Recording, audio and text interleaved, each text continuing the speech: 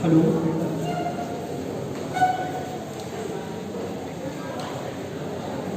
आज के राष्ट्रीय संगोष्ठी में आप सभी का बहुत बहुत स्वागत है।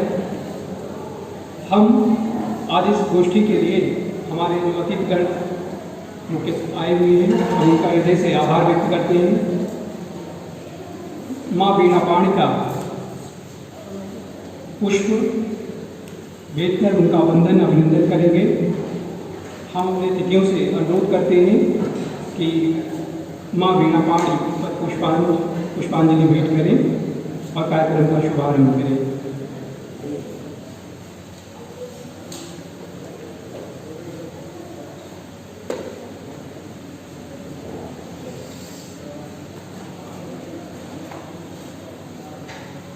हम माँ से संपूर्ण अंतःकरण से ये विनय करते हैं आज का कार्यक्रम अपने चरमोत्कर्ष को प्राप्त हो। वर्णानामर्थ संघानाम रसानाम छंदसामपि वर्णानामर्थ संघानाम रसानाम छंदसामपि। माँ के श्री चरणों में पुष्पांजलि भेंट करते हुए महाविद्यालय के प्रबंधक, हिंदुस्तानी अकादमी के अध्यक्ष, महाविद्यालय के प्राचार्य और जानी मानी विदुषी रजनी गुप्ता जी, डॉक्टर भारती मैम, आप सबका बहुत बहुत स्वागत है।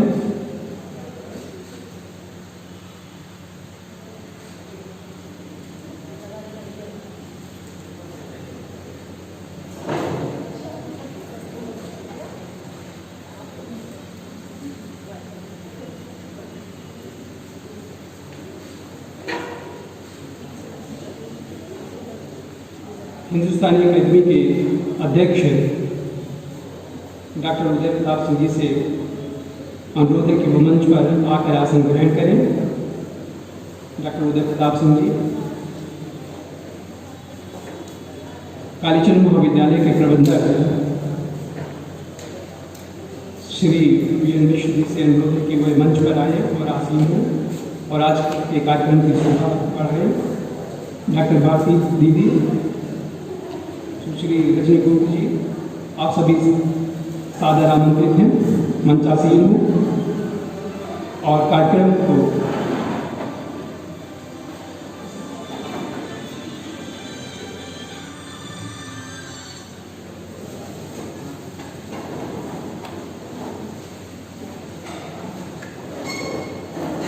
महाविद्यालय की परंपरा के अनुसार आज हमारे बच्चे महाविद्यालय की सरस्वती वंदना प्रस्तुत करेंगे और उसके उपरांत अतिथियों का स्वागत करेंगे। जिन बच्चों ने सरस्वती वंदना प्रयास किया वो सादर आमंत्रित हैं, मंच पर आए।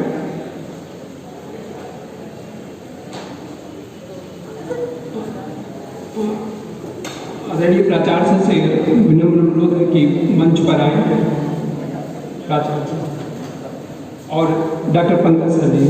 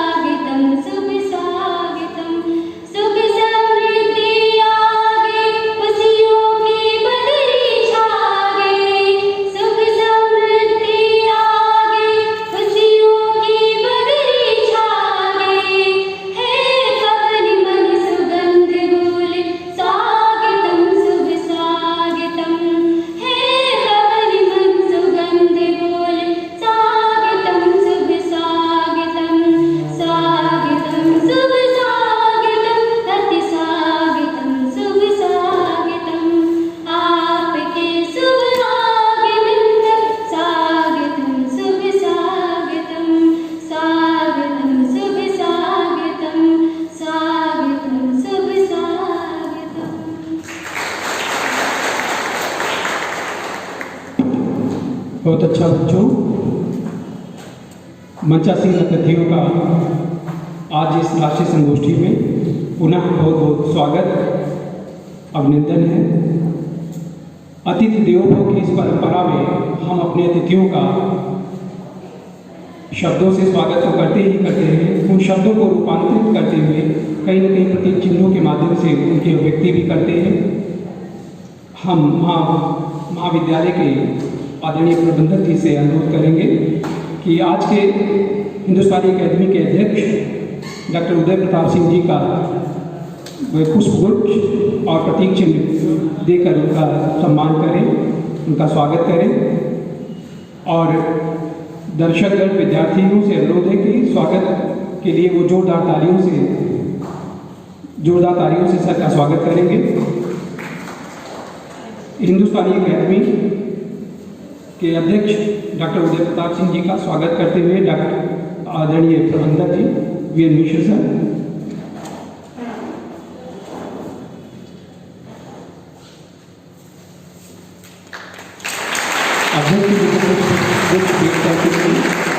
और प्रतीक चिन्ह डॉक्टर उदय प्रताप सिंह जी को प्रदान करते हुए महाविद्यालय के प्रबंधक श्री वी एन मिश्र जी, बहुत बहुत धन्यवाद सर। लखनऊ विश्वविद्यालय के प्रोफेसर हरशंकर मिश्र सर का स्वागत हमारे महाविद्यालय के प्राचार्य सर करेंगे। सर से अनुरोध है कि प्रोफेसर हरशंकर मिश्र जी का पुष्पगुच्छ और प्रतीक चिन्ह देकर उनका स्वागत करें। प्रोफेसर हरशंकर मिश्र जी लखनऊ विश्वविद्यालय में हिंदी विभाग में कार्यरत थे। हिंदी के आज के विषय पर उनका उद्बोधन आपके लिए बहुत मायने रखता है। सर का बहुत बहुत स्वागत। प्राचार्य सर का धन्यवाद। प्राचार्य का प्रतीक चिन्ह व्यक्त करते हुए प्रोफेसर हरशंकर मिश्र जी को कथाक्रम से जुड़ी हुई जानी मानी विदुषी, लेखिका और एक अच्छी वक्ता जिनका बेबाकीपन पहचान है, सुश्री रजनी गुप्त जी। हम समाचार विभाग के विभाग अध्यक्ष डॉक्टर मीना कुमारी मैम से अनुरोध करेंगे कि वह रजनी गुप्त जी का पुष्पगुच्छ भेंट कर उनका स्वागत करें। Doctor Meena Kumari ma'am. मित्रों, आज का कार्यक्रम जैसा कि आप लोग देख रहे हैं कि छायावादी साहित्य में नारीश्वर है और इस पर जाने माने विद्वान हमारे बीच उपस्थित हैं। मैं उनमें से एक जानी पहचानी हस्ताक्षर है जिनको सुनना आपके लिए गौरव का क्षण होगा और हम चाहते हैं कि आप भी उसी उन्मुक्तता के साथ उनका उद्बोधन करें। श्री रजनी गुप्त जी हमारे महाविद्यालय के प्रबंधक पूर्व engineer V N Mishra ji, जो हमेशा साहित्यिक कार्यक्रमों के लिए वी.के. मिश्र जी, जिनका हमेशा उत्साहवर्धन सहयोग रहता है। सर आज भी इस साहित्यिक कार्यक्रम को आगे बढ़ाने के लिए हम लोगों के बीच में हम चाहते हैं कि महाविद्यालय परिवार उनका स्वागत कर स्वयं को कृतार्थ करें। प्रबंधक जी के स्वागतार्थ डॉक्टर डी.सी. पांडे जी से अनुरोध है कि वह मंच पर आए और उन्हें पुष्पगुच्छ और प्रतीक चिन्ह भेंट कर उनका स्वागत करें। Doctor D R. पांडे सर।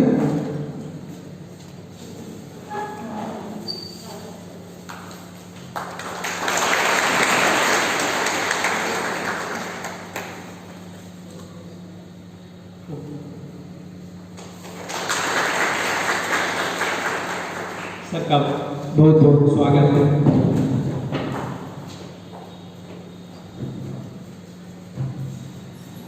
दीदी डॉक्टर भारती दीदी हम लोगों के बीच में है, जो बड़ी सहजता से हमारा आमंत्रण सदैव स्वीकार कर लेती हैं। वो हमारे परिवार का हिस्सा है।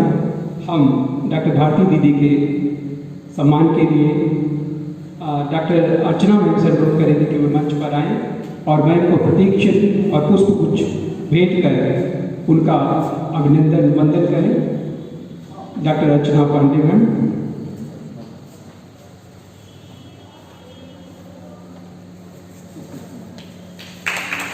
बहुत बहुत स्वागत है। आज पुनः आपको सुनने के लिए यहाँ पर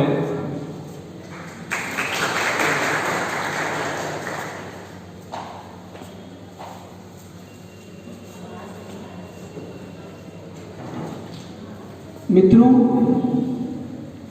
ये एक स्वाभाविक प्रक्रिया है जिसमें हम अपनी सहभागिता इस रूप में सुनिश्चित करते हैं कि अपने अतिथियों का स्वागत करते हैं। हमारे यहाँ जहाँ अतिथियों को देव की उपाधि प्राप्त हुई है, ये हम लोगों के लिए परम सौभाग्य का क्षण है। पुराणों में कहा जाता है कि एक व्यक्ति का दूसरे व्यक्ति के साथ जो संवाद है वो सर्वोत्तम पर्व है, और हम आज इस महापर्व में इस रूप में इकट्ठे हुए हैं कि एक दूसरे के विचारों को सुनेंगे और निश्चित रूप से उससे कहीं ना कहीं लाभान्वित होंगे। इसके पहले कि विचारों की भाव की उस धारा में आप पॉइंट हों, हम चाहेंगे कि हमारे अतिथियों का पुनः पुनः स्वागत की जो एक इच्छा होती है, उत्कट इच्छा होती है, उसके लिए हम आदरणीय प्रबंधक सर से अनुरोध करेंगे कि वो मंच पर आकर हमारे अतिथियों का स्वागत करें और आज के कार्यक्रम का गौरव करें।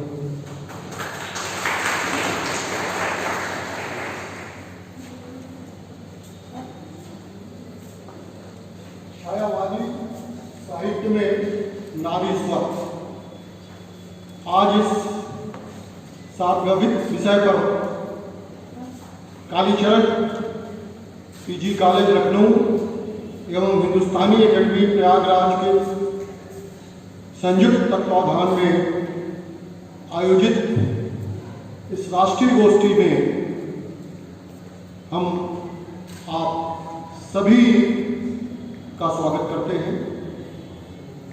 आज इस कार्यक्रम के मुख्य अतिथि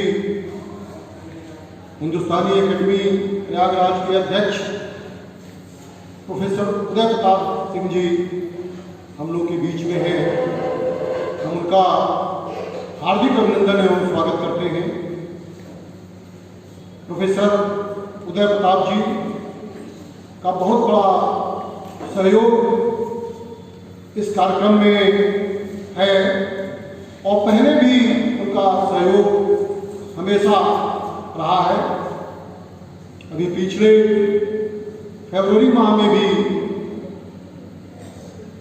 अध्यक्ष जी के ही सहयोग से बहुत बड़ा राष्ट्रीय सेमिनार आयोजित हुआ था, जो बहुत ही सफल कार्यक्रम रहा। उस समय इस कार्यक्रम के मुख्य अतिथि स्वर्गीय श्री लाल जी टंडन, जो इस महाविद्यालय के संरक्षक भी रहे हैं, वे मौजूद थे। उनका आशीर्वाद हमें मिला था और आज फिर 9-10 महीने बाद प्रोफेसर उदय प्रताप सिंह जी ने इस कार्यक्रम को आयोजित करने की प्रेरणा दी है। हम उनके बहुत ही आभारी हैं। प्रोफेसर उदय प्रताप सिंह जी जब से हिंदुस्तानी एकेडमी का कार्यभार संभाले हैं, तब से आज तक राष्ट्रीय स्तर पर हर क्षेत्र में काफी काम हुआ है। नियमित पत्र पत्रिकाओं का प्रकाशन निश्चित तौर पर रिसर्च स्कॉलर के लिए एक सृजन का मंच प्रदान करता है। हम उनके बहुत ही आभारी हैं और आशा करते हैं कि हमेशा उनका सहयोग, वैसे तो पूरे राष्ट्र के लिए उनका सहयोग रहता है, लेकिन विशेष रूप से हम लोग उनका सहयोग चाहते रहेंगे, हम उसके आकांक्षी रहेंगे। इसी क्रम में आज के मुख्य वक्ता हमारे हरिशंकर मिश्र जी, प्रोफेसर हरिशंकर मिश्र जी भी मौजूद हैं। वो एक बहुत ही बड़े साहित्यकार हैं। वे लखनऊ विश्वविद्यालय में प्रोफेसर भी रहे हैं। उन्होंने डिफिल के साथ डीलिट की भी उपाधि हासिल की है। उनकी बहुत सारी रचनाएं, लेख विभिन्न जर्नल्स में प्रकाशित होते रहे हैं। उनकी भी उपस्थिति आज हम लोगों को गौरव प्रदान कर रही है। इसके बाद हम लोगों के इस कार्यक्रम में जो विशिष्ट अतिथि हैं तो प्रोफेसर भारती सिंह जी हैं, जो महामाया राजकीय डिग्री कॉलेज महोना की प्राचार्य हैं। वो भी एक बहुत ही विद्वान साहित्यकार हैं। एक बहुत उच्च श्रेणी में उनकी गणना होती है। उनको भूटान में अंतर्राष्ट्रीय कार्यक्रम में उनको सम्मानित भी किया गया है। ऐसे महान विभूति को अपने बीच पाकर हम निश्चित तौर पे गर्व महसूस करते हैं। हमारी अन्य अतिथि साहित्यकार रजनी गुप्ता जी भी हम लोग के बीच में हैं। वो भी एक बहुत ही बड़ी साहित्यकार हैं। उनकी बहुत सारी रचनाएं, बहुत सारे लेख प्रकाशित हो चुके हैं। उनका उपन्यासों का, लेखों का बहुत बड़ा संग्रह है। उनकी ख्यात पूरे भारतवर्ष में है। ऐसे हम अपने अतिथि को अपने बीच पाकर निश्चित तौर पे ये हम लोग के लिए भाग्य का विषय है। आज का विषय बहुत ही बैकग्राउंड वाला विषय है। बैकग्राउंड में रहने वालों को इनकी पहचान पूरे राष्ट्रीय स्तर पे कराना ही इस विषय में आच्छादित होता है। निश्चित तौर पर आज यहाँ पर इतने बड़े विद्वान लोगों को हम सुनेंगे। मैं तो इस फील्ड का व्यक्ति नहीं हूँ, मैं बेसिकली अभियंता हूँ, लेकिन मुझे ऐसे विद्वान लोगों के बीच रहकर कुछ ज्ञान प्राप्त करने की ललक रहती है और आज मुझे वो अवसर प्राप्त हुआ है। इस कॉलेज के प्राचार्य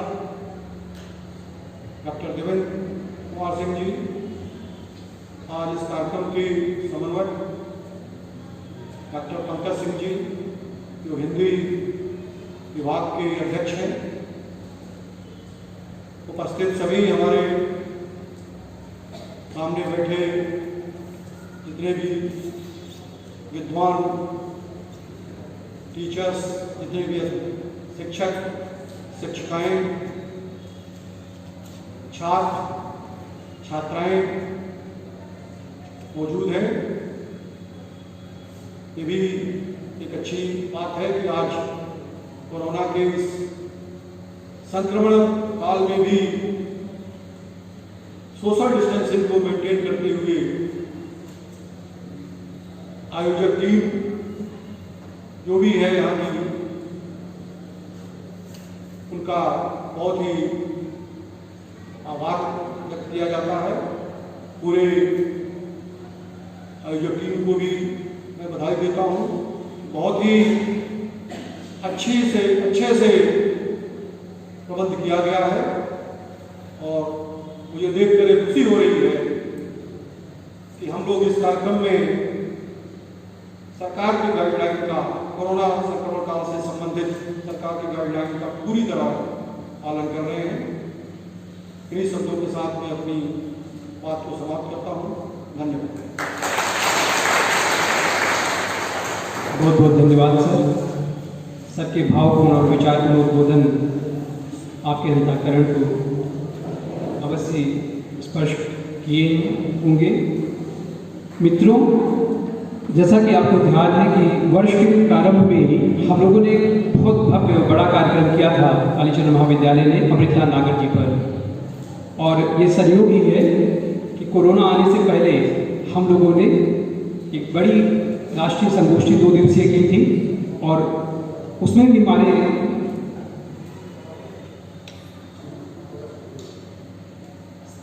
सहयोग इतना अच्छा है कि उसमें भी हिंदुस्तानी अकेडमी के अध्यक्ष आदरणीय उदय प्रताप सिंह जी उपस्थित थे।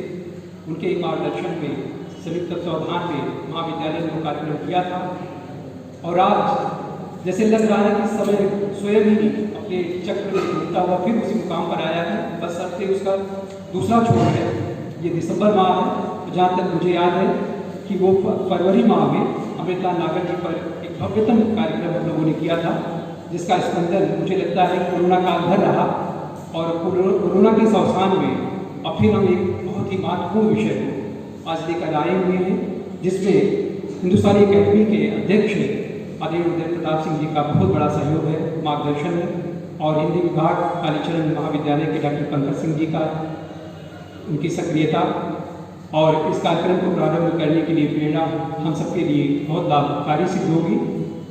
छायावादी साहित्य में नारी स्वरूप विषय इतना ज्वलंत है, इतना प्रासंगिक है, जिस पर निर्विवाद रूप से कोई भी कह सकता है कि इस विषय का औचित्य कल भी था, आज भी है, और आने वाले युगों युगों तक रहेगा।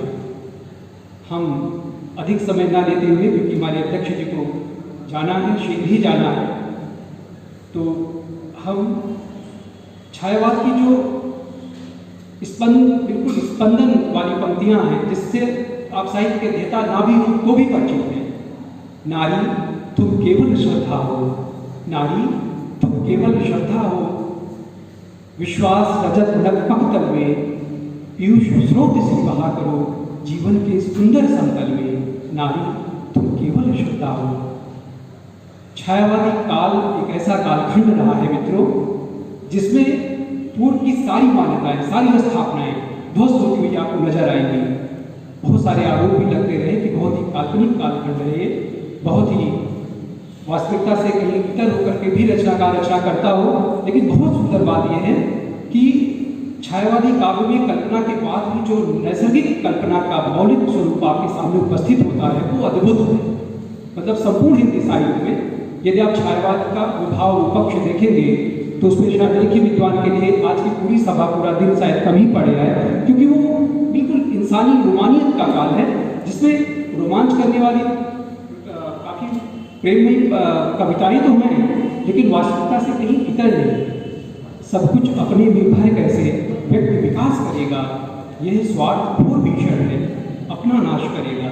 इसके आगे मुझे लगता है कुछ और करने की आवश्यकता ही नहीं रह जाती होगी। नारी उस संवेदना से कहीं अलग की कोई वस्तु नहीं है। नारी जहाँ संवेदना जितनी गहरी होगी, जैसा कि छायावाद में है, तो स्वाभाविक रूप से उसमें हर व्यक्ति के लिए बहुत व्यापक स्थान है। हर व्यक्ति के लिए, वो चाहे नारी हो, चाहे पुरुष हो, चाहे जिस भी जात वर्ग धर्म का हो। तो ये वर्जनाएं जो टूटी हैं, हम आज उसी छायावाद पर यहाँ सब इकट्ठा होकर के आज उस पर परिचर्चा करेंगे, मंथन करेंगे, और हमारे विद्यार्थी कल उस पर कुछ और भी प्रखरता के साथ आगे बढ़ने का प्रयास करेंगे। हम अधिक कुछ ना बोलते हुए हिंदी विभाग के विभागाध्यक्ष डॉक्टर पंकज सर को आज के विषय पर, तमाम विविध बिंदुओं पर अपना विचार व्यक्त करने के लिए आमंत्रित करते हैं। इन पंक्तियों के साथ नील परिधान बीच सुकुमार रहा अति खुला है, खिला हो जीव बिजली का फूल, मेघ पर बीच गुलाबी है। आदरणीय डॉक्टर पंकज सर।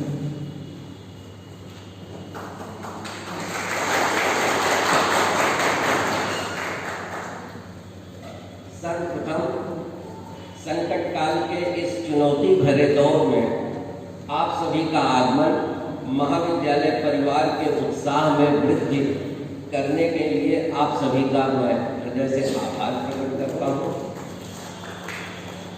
समृद्ध मंच पर विराजमान हिंदुस्तानी एकेडमी के अध्यक्ष आदरणीय डॉक्टर उदय प्रताप सिंह जी, आप अपनी सहधर्मिणी के साथ पधारे हैं, ये हम लोगों के लिए सौभाग्य की बात है। उनका भी मैं स्वागत करता हूँ। मुख्य वक्ता के रूप में हम लोगों के बेहद अजीज प्रोफेसर हरशंकर मिश्र जी, विशिष्ट वक्ता के रूप में उपस्थित हम लोगों की बड़ी बहन प्रोफेसर भारती जी, जो महामाया डिग्री कॉलेज, राजकीय डिग्री कॉलेज महोना में प्राचार्य हैं, एवं सुप्रसिद्ध कथा लेखिका डॉक्टर रजनी गुप्त जी, आप मैथिली शरण गुप्त जी के परिवार से संबंध रखती हैं, आपका भी हम लोग स्वागत करते हैं। हमारे महाविद्यालय परिवार के अभिभावक, संरक्षक एवं मार्गदर्शक प्रबंधक इंजीनियर वी.के. मिश्र जी, प्राचार्य डॉक्टर देवेंद्र जी, समाजशास्त्र विभागाध्यक्ष डॉक्टर मीना कुमारी जी, हमारे महाविद्यालय के प्राचार्य दिनेश चंद्र दत्त राम पांडे जी, मेरे हमराही हम पेशा मेरे शिक्षक साथियों एवं प्रिय छात्र छात्राओं, आज यह एक दिवसीय संगोष्ठी की जो प्रेरणा स्रोत है वो हमारे माननीय अध्यक्ष हिंदुस्तानी एकेडमी डॉक्टर उदय प्रताप जी। आपने पुरजोर ढंग से मुझसे कहा था कि छायावादी साहित्य पर कोई संगोष्ठी कर लीजिए, और मेरे दिमाग में यह विचार तत्काल पहुंच गया कि इस समय प्रदेश सरकार मिशन शक्ति का एक आंदोलन चला रही है, तो क्यों न इसी छायावादी, उनके स्वर में स्वर मिलाते हुए हम छायावादी साहित्य में नारी स्वर को जागृत करें। और इसलिए यह हमने अपने विभाग के शिक्षकों के साथ चर्चा की, उन्होंने एक स्वर से कहा, नहीं, इससे अच्छा विषय कोई हो ही नहीं सकता।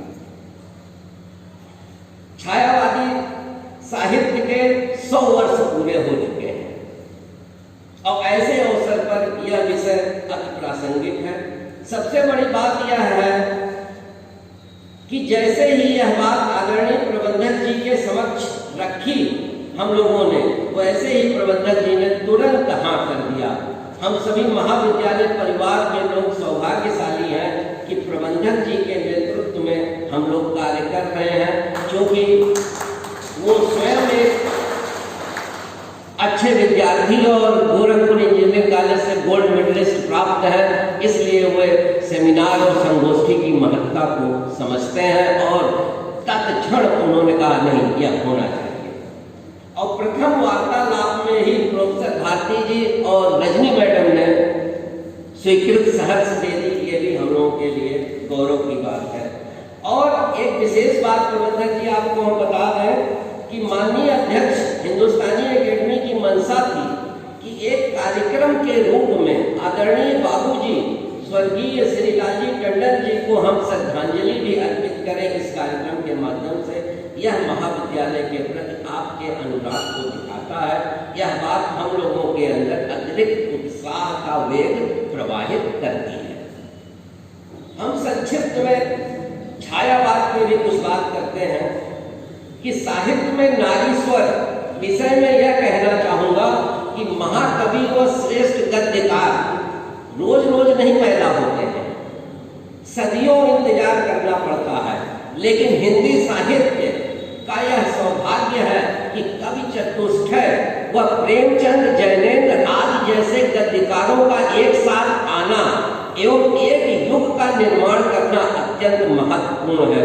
छायावाद की उत्पत्ति व विकास में हिंदी साहित्य के महत्वपूर्ण परिवर्तन छिपे हुए हैं। कई रूढ़ियां टूटी हैं, नई साहित्यिक मान्यताओं की शुरुआत हुई है। यह युग हिंदी साहित्य का वास्तव में कहा जाए तो ऐतिहासिक दस्तावेज है।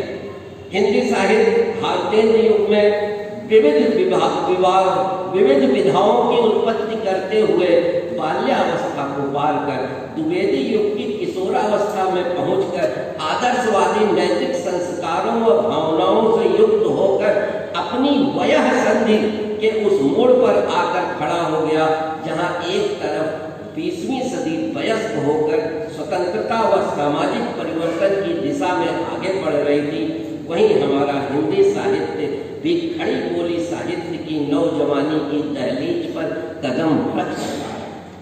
वह गद्य साहित्य भी बालिक हो रहा था, जिसे बालिक होते होते ही छायावाद जैसा रूमानी नाम प्राप्त हुआ। सर्वप्रथम साहित्य में साहित्यिक नाम की परंपरा छायावाद से ही शुरू होती है। छायावाद साहित्य, विशेषकर काव्य साहित्य का संपूर्ण व्यक्तित्व ही नारीमय है। छायावादी कवि का प्रत्येक स्वर कमनीयता से लिखा गया है। छायावाद संपूर्णता में ही नारी गरिमा से युक्त है। जिस भारतीय संस्कृति की संकल्पना आप जितने अच्छे ढंग से कर सकते हैं वह करिए, तो सब कुछ छायावाद में हमको मिलता है। छायावादी कवियों की काव्य रचना में वह अभिव्यक्ति हमें प्राप्त होती है।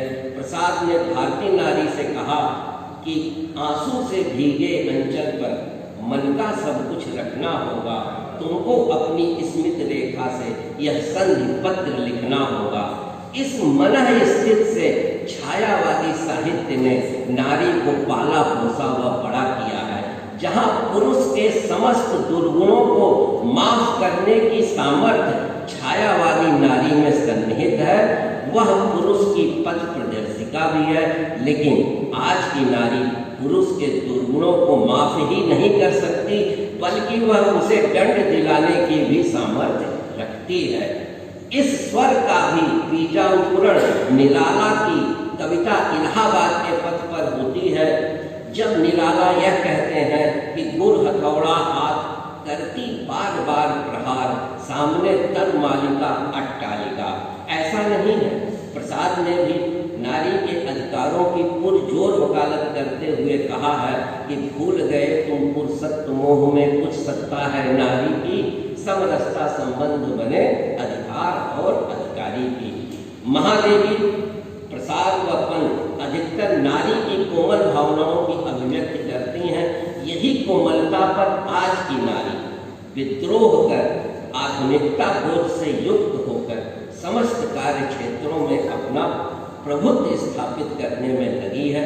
पहले बहुत से ऐसे क्षेत्र थे जहां छायावाद में कल्पना भी नहीं की जा सकती थी कि स्त्रियां वहां भी अपना सिक्का जमा सकती हैं, किंतु आज प्रत्येक स्त्री व महिला सर्वप्रथम अपने पैरों पर खड़ा होना चाहती है।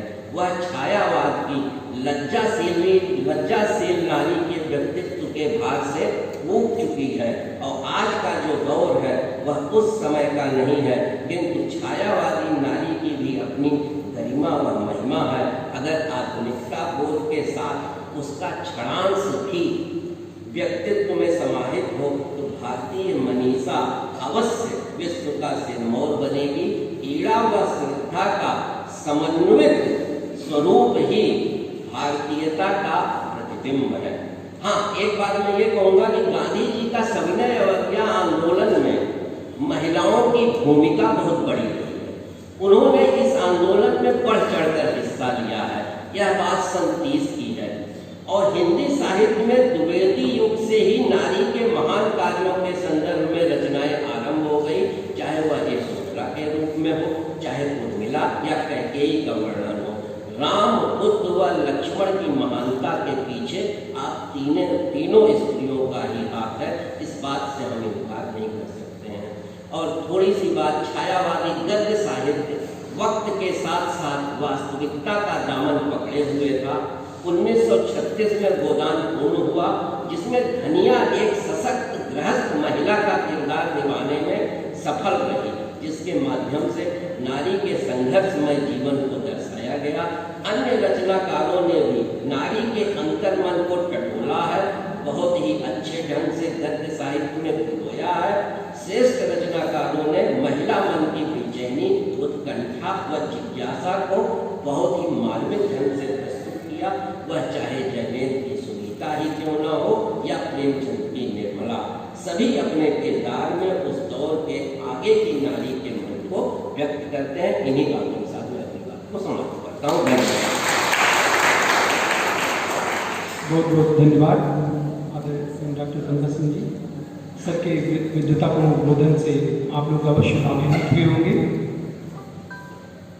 मित्रों, सर ने अभी विषय पर बहुत व्यापक दृष्टि से दृष्टिपात किया और हम चाहते हैं कि इसी क्रम में जो हमारी अगली वक्ता हैं बीज वक्तव्य के तौर पर हम जिन्हें आमंत्रित करेंगे, उन्हें आमंत्रित करने से पूर्व हम बहुत संक्षिप्त में उनका परिचय, उनकी उपलब्धियां साहित्य के क्षेत्र में जो रही हैं वो आपके सामने रखना चाहेंगे। वो समकालीन कथाकारों में अपना एक विशेष स्थान रखती हैं। श्री रजनी गुप्त जी, सुश्री रजनी गुप्त जी, जिनके 7 उपन्यास प्रकाशित हैं और महिला साहित्य लेखन पर भी मैम का काफ़ी काम है। कहानी संग्रह में 7 कहानी संग्रह आपके प्रकाशित हैं। स्त्री विमर्श पर आधारित अगर उनकी पुस्तकों की बात करें तो सुनो तो सही, और दूसरी पुस्तक है पहेलिया समय में स्त्री, पहेलिया समय में स्त्री, और इसी तरह से आज़ाद औरत, कितनी आज़ाद, मुस्कुराती औरतें, आखिर क्यों व कैसे लिखती हैं स्त्रियां, इत्यादि की संपादित पुस्तकें हैं। इस तरह से स्त्री लेखन पर भी मैम का बहुत बड़ा कार्य है। बाकी वो लेखिका हैं, जो भी संवेदनशील विषय होता है उस पर उनकी लेखनी बिना चले रह नहीं पाती है। मैं सुश्री रजनी मैम को यहाँ बुलाने से पहले आज का जो विषय है उसकी तरफ इंगित करना चाहूँगा कि छायावाद का जो साहित्य है उसके पूर्व, छायावाद के पूर्व द्विवेदी, भारतीय रीत काल, भक्ति काल और आदिकाल, अगर आदिकाल से लेकर के और इस द्विवेदी युग तक की साहित्य की बात करें तो स्त्री को वो स्थान मिलता हुआ नहीं दिखता है जो इस काल में दिखा है, छायावाद में दिखा है। डॉक्टर नामवर सिंह जी का इस दृष्टि से कथन काफ़ी दृष्टव्य है। यहाँ पर नारी के प्रति पहले जो दया का भाव था वह बदल गया। इस युग में नारी ने पुरुष से दया के स्थान पर अपने अधिकारों की मांग की। इस अधिकार भावना ने नारी पुरुष के बीच कहीं समानता का भाव पैदा किया, कहीं स्पर्धा का भाव पैदा किया, तो कहीं उसकी शक्ति को स्वीकार करने के लिए वो बाध्य भी हुआ। हम मैम से अपेक्षा करते हैं कि उनका नज़रिया हमें अच्छी तरह पता है कि वो अपने आत्मविश्वास पर ही अपनी बात करती है। तो छायावादी साहित्य में नीति जो नारी स्वर है, जो नारी भावना है, जो नारी साहित्य में उसका अवदान प्रदेय है, या साहित्यकारों ने उनका स्थान अन्य साहित्यकार, पुरुष साहित्यकार सही शब्दों में कहें वो निर्धारित करेगा, या स्वयं छायावादी कवियों ने, कवित्रियों ने इस युग में अपनी मिसाल कायम की, जिनमें महादेवी वर्मा जी का नाम आप सभी लोग जानते हैं, जिन्होंने किसी के माध्यम से अपनी भावनाओं को व्यक्त नहीं किया। ये पहली बार ऐसा हो रहा था साहित्य में। अपने दम पर ही उन्होंने अपनी बात कही। जो तुम आ जाते एक बार, कितनी करुणा, कितने संदेश, पथ में बित जाते पल भरा, गाता प्राणों का तार तार, अनुराग भरा उन्माद राग, आंसू लेते हुए कल्पधार, जो तुम आ जाते एक बार। मतलब इस दम पर और इस निर्भीकता के साथ जब एक नारी अपनी बात कह रही होती है तो आप सोच सकते हैं कि 1930 या 40 छायावाद आप लोग होगा तो 1918 से और 1936 तक का समय था। तो इस कालखंड में अगर कोई स्त्री इस तरह से अपनी बात बड़ी बेबाकी के साथ कहती है तो निश्चित रूप में उस कालखंड का साहित्य क्या होगा और स्त्री की स्थिति क्या होगी, ये विमर्श का विषय है। और इसी विमर्श को आगे बढ़ाने के लिए आज के विषय पर अपना बीज वक्तव्य देने के लिए सुश्री रजनी जी को मैं आमंत्रित करता हूँ। पति जी की पंक्तियों के साथ, मुक्त करो नारी को, मानो चिरवंदनी नारी को, युग की परवर कारा से, जननी सखी प्यारी को। आदरणीय मैम, आप सादर करें और आपके विषय पर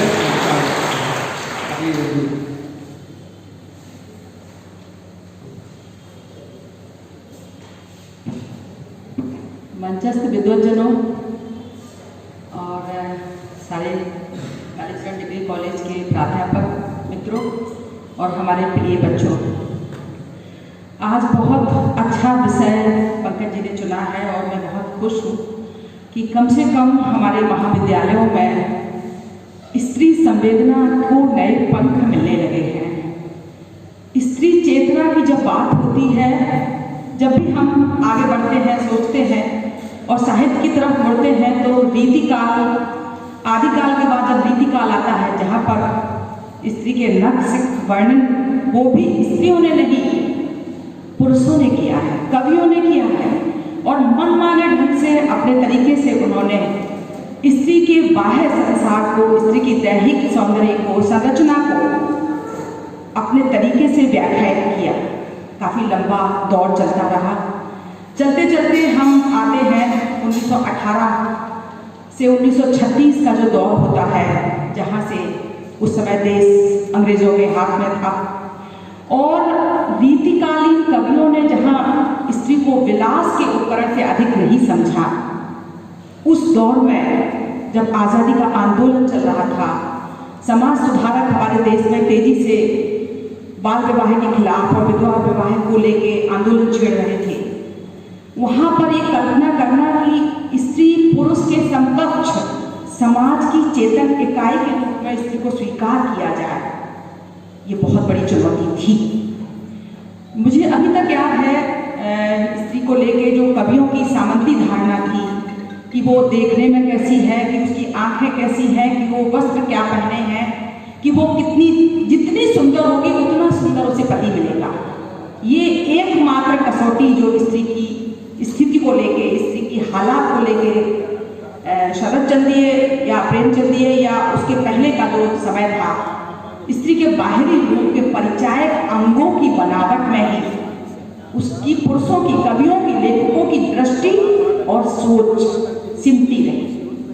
धीरे धीरे हम जब भारतीय द्वीप के आगे आते हैं, जनता की समस्याओं से रूबरू होते हैं, तो पहली बार स्त्री शिक्षा, विधवाओं की दुर्दशा और छुआछूत वगैरह को लेके थोड़ी सहानुभूति पैदा हुई, थोड़ी करुणा पैदा हुई। यहाँ सहानुभूति और करुणा पर गौर करना जरूरी है। हम जब किसी असहाय को और किसी अशक्त को देखते हैं तो संवेदना तो पैदा होती है, लेकिन संवेदना जब करुणा और सहानुभूति में बदल जाती है तो उसका स्वरूप एक बाहर से देखने वाले दर्शक की तरह हो जाता है, भोक्ता की तरह नहीं होता। जब तक आप स्त्री संसार के भीतर उसके भोक्ता की हैसियत से स्त्री चेतना के अंदर नहीं जाएंगे, तब तक आप बाह्य सहानुभूति से करुणा और दया की वर्षा कर सकते हैं।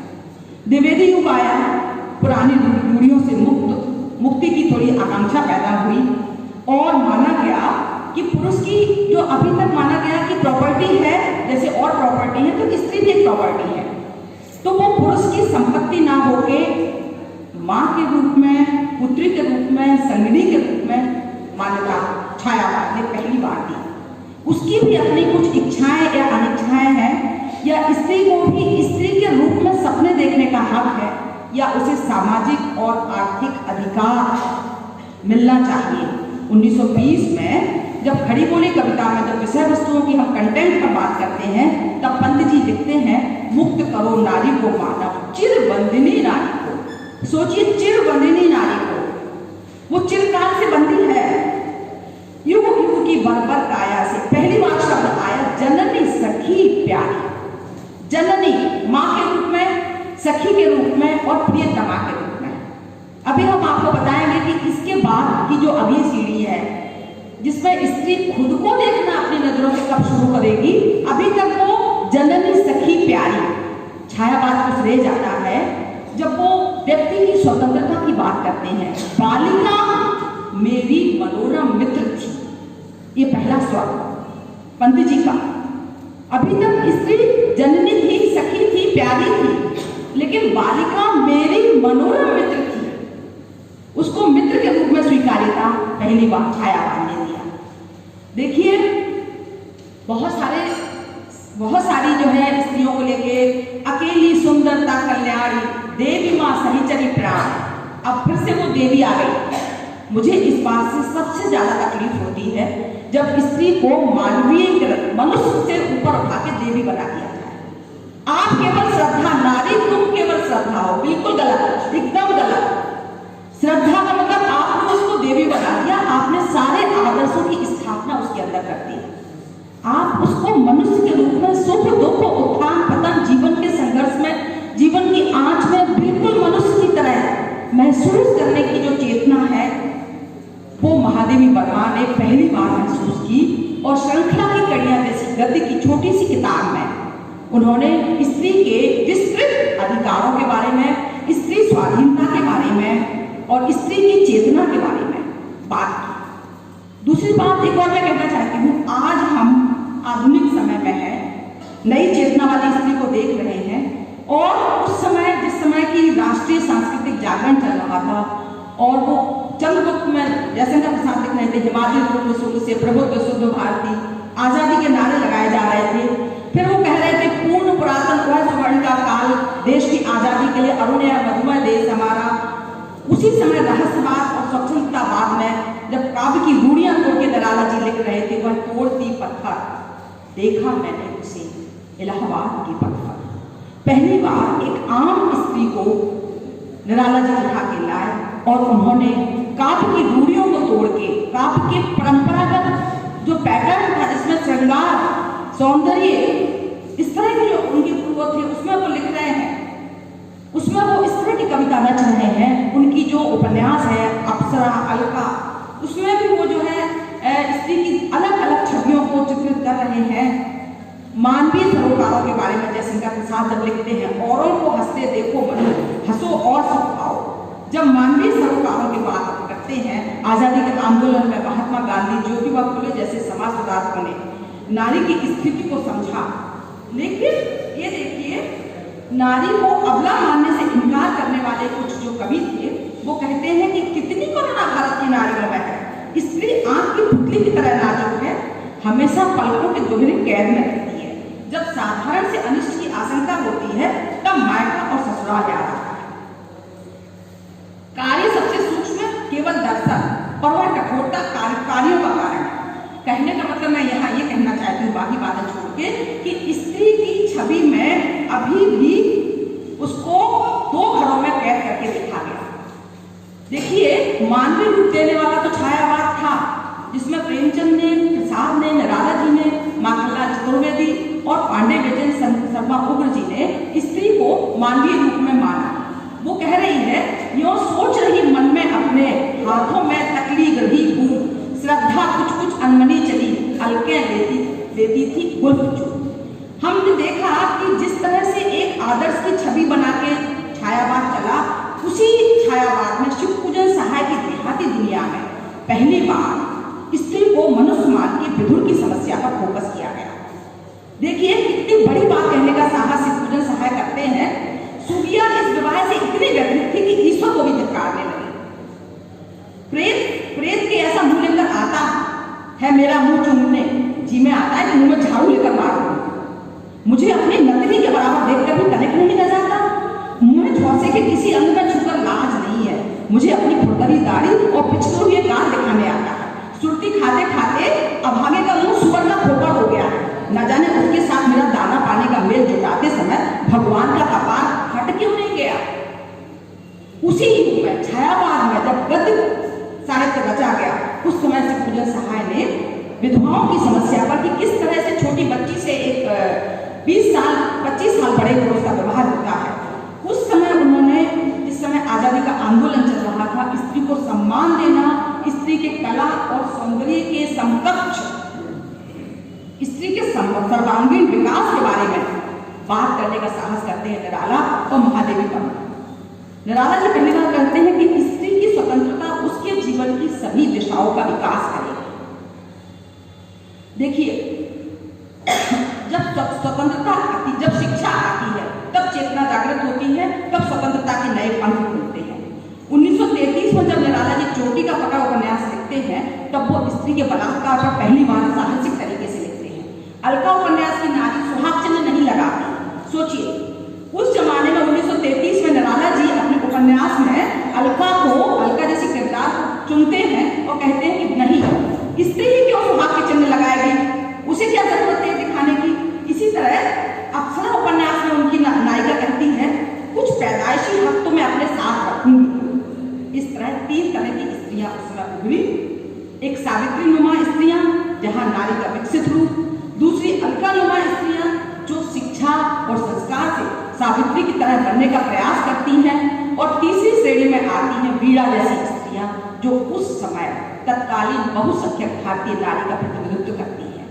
ये स्त्री जीवन का यथार्थ था, विकसित, विकासशील और अविकसित। वो दौर था जब विकसित स्त्री का आदर्श रूप लेके हजारों लाखों की संख्या में पूरी आधी दुनिया इसी सावित्री, सती सावित्री के मूल्यों को लेके चल रही। स्त्री को सबसे बड़ी मुसीबत ये थी कि उसको कोई स्वीकार तो करे। आत्मसम्मान, आत्मविश्वास अगली सीढ़ी होती है। नराला जी पूरी चेतना के साथ मातृशक्ति का सम्मान करने वाले व्यक्ति के रूप में जब वो कहते हैं, वो अपने उसमें लिखते होगी जय पुरुषोत्तम नबी, तब वो मातृशक्ति की स्थापना कहते हैं। महादेवी वर्मा कहती हैं, स्त्री के परिचय का आदि और अंत इससे अधिक और भला क्या हो सकता है कि वो किसी की पत्नी है। कहना न होगा कि पत्नी नाम की धारणा ने भी असंतोष को जन्म दिया, पाला और पालती जा रही है। ये आज हिंदू स्त्री भी शव के समान निष्पन्द है। महादेवी जी लिखती हैं, संस्कारों ने इसको पक्षाघात के रोगी के समान जड़ बना दिया है। पक्षाघात का रोगी, अतः अपने सुख और दुख को चेष्टा द्वारा प्रकट करने में स्त्री असमर्थ है। श्रृंखला की कड़ियां हमारे साहित्य में स्त्री स्वतंत्रता और समानता का पहला महाग्रंथ है, जिसमें महादेवी जी महिलाओं की मुक्ति और विकास के लिए पूरे साहस से आवाज उठाती हैं। उन्होंने कहा कि साहित्य में अगर बदलाव लाना है, समाज में बदलाव लाना है, तो सबसे पहले स्त्री की आकांक्षा को समझो, स्त्री की शिक्षा को समझो। पंथ रहने दो, अपरिचित प्राण रहने दो, अकेला जाग मुझको दूर जा। वो स्त्री का आह्वान करती हैं कि जो उन्होंने संस्मरण लिखे हैं, जहां पर वो कहती है कि जीवन है गर्म लोहे से लिखी जाने वाली घटनाओं का एकमात्र ऐसा पिटारा जहां पर स्त्री अभी भी संतप्त है, उसको व्यक्ति के रूप में मान्यता नहीं मिली है। उनके संस्मरण में बिट्टो में देखो, बिट्टो के लाड़की जीवन का संतरास लिखती हैं, विमाता का दुर्व्यवहार, अकाल वैधव के बारे में लिखती हैं, बाल विवाह, वृद्ध विवाह, अवैध मातृत्व और वैश्यता।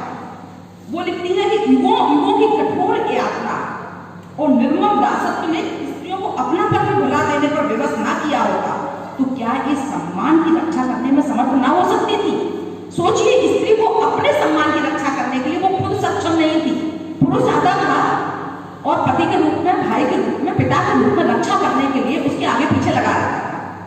तभी तो वो नथलीशरण गुप्त ने आगे चल के लिखा है, नर के हिस्से क्यों नारी की नग्न मूर्ति ही आई, माँ बेटी या बहन नाम क्या संग नहीं वह लाई। ये भी उसी समय की बात है जिस समय ये स्त्री चेतना की बात चल रही थी। महादेवी जी साफ शब्दों में लिखती हैं, हमारा इष्ट केवल स्वतंत्रता है, जिसके लिए चाहिए शिक्षा, और शिक्षा ही स्त्री शक्ति के आगे ले जाने के लिए सबसे बड़ी कुंजी है। शिक्षा यही ऐसा जो व्यूह संरचना है, उसमें हमारे दुर्भाग्य ने जकड़ रखा है। जब भी हम आधी दुनिया की बात करते हैं, आधे नागरिकों की बात करते हैं, तो हमारे अंदर स्त्री के लेके पुरुष के बराबर ही निजता, आजादी और आत्मनिर्णय, ये बुनियादी सवाल आज भी स्त्री उनसे जूझ रही है। सच बात है कि जब दीप शिखा में वो लिखती है, वह इष्ट देव के मंदिर की पूजा सी, वह दीप शिखा की शांत भाव में लीन, वह पूर्व काल तांडव की स्मृति रेखा सी, वह टूटे तन की टूटी लता सी दीन दलत भारत, वह दुनिया की नजरों से दूर बचाकर जो विधवा स्त्री है, रोती है अस्फुट स्वर में, दुख सुनता है आकाश धीर। इतनी गहरी संवेदना के साथ, इतनी बेचैनी के साथ जब स्त्री के बारे में जब लिखना शुरू करती है महादेवी जी, तो हमारे सामने उस पूरे युग की पीड़ा, उस पूरे युग की वेदना गूंज उठती है। छायावादी काव्य में निर्जीव किरदारों से सजीव करके जो यात्रा चली, वो समतावादी धरातल पर पैर रखने वाली स्त्री पूरी ताकत के साथ अपने अधिकारों, अपनी चेतना और अपनी स्वतंत्रता के प्रति जागरूक हुई। और यही नर और नारी को पहली बार समान अधिकार की चेतना देने वाला युग मुझे बहुत अच्छा लग रहा है कि जब वो पहली बार पूंजीवाद और साम्राज्यवाद के जब महादेवी वर्मा आती हैं और वो बात करती हैं, मैं चली कथा को छड़ लेकर, मैं मिठी व्यथा का कर देकर, इसको नभने अवकाश दिया, भूने इसको इतिहास दिया। पहली बार पृथ्वी स्त्री को इतिहास के रूप में दर्ज करती है, दर्ज करना चाहती है। आज जब हम 2020 में स्त्री चेतना चेतना पर बात कर रहे हैं, तो आज की जिस तरह की भूमंडलीकरण के दौर में अनियंत्रित देह प्रदर्शन की बातें हो रही हैं, हम लोग रोज इससे गुजर रहे हैं। उस समय महादेवी जी ने कहा था कि अनियंत्रित देह का प्रदर्शन स्त्री के प्रति क्रूर व्यंग ही नहीं, विश्वासघात ही है। यौनिक आधार पर या लिंग के आधार पर गैर बराबरी की बात करने का विरोध करने वाली महादेवी वर्मा के बारे में रामविलास शर्मा लिखते हैं कि जो स्त्री हंसती है तो हंसी एक आवरण है, इसके नीचे मानव जाति की गहरी परख और उसी के अनुरूप संवेदना छिपी हुई है। करुणा व्यक्ति परख ना होके जब बहिर्मुखी होती है, समाज परख होती है और बड़े स्तर पर लोगों को छूती है, तब वो संवेदना का धरातल व्यापक हो जाता है। छायावाद एक ऐसा युग था जिसमें उन्होंने व्यक्ति परक चेतना को समाज के आम व्यक्ति तक, आम स्त्री तक, मजदूरियों तक या एक उस तबके तक जहाँ तक स्त्री नहीं जा पाती थी, मनुष्य के रूप में पहचाना, मनुष्य के रूप में स्वीकृति दी। और तब वो पहली बार उसके बारे में कह रही हैं, तुम्हारी बीन ही बज रही है, तुम्हारी बीन से बज रहे हैं बेसुरे से तार। पहली बार उन्होंने विरोध करना सीखा, सही को सही और गलत को गलत करना सीखा। मैं बहुत समय नहीं लेती हूँ, बहुत सारे लोगों को बोलना है, मैं अपनी बात खत्म करना चाहती हूँ। बस ये कहेंगे कि एक पुरुष के अन्याय की कल्पना मात्र करने से हमारा पूरा समाज उस स्त्री से प्रतिरोध लेने के लिए उतारू हो जाता है और न जाने कितनी स्त्रियों के साथ क्रूरतम अन्याय का प्रमाण पाकर भी सब स्त्रियां उसके अकारण दंड को अधिक भारी बनाए बिना नहीं रहती। पग पग पर पुरुष से सहायता की याचना न करने वाली स्त्री की स्थिति कुछ विचित्र है। वह जितनी ही पहुंच के बाहर होती है, पुरुष उतना ही झुंझलाता है और यह झुंझलाहट मिथ्या अभियोगों के रूप में परिवर्तित हो जाती है। महादेवी वर्मा की कहानी लक्ष्मा से एक पात्र है कि जब एक पुरुष के प्रति अन्याय होता है तो सारा पुरुष समाज उस स्त्री से बदला लेने के लिए उतारू हो जाता है।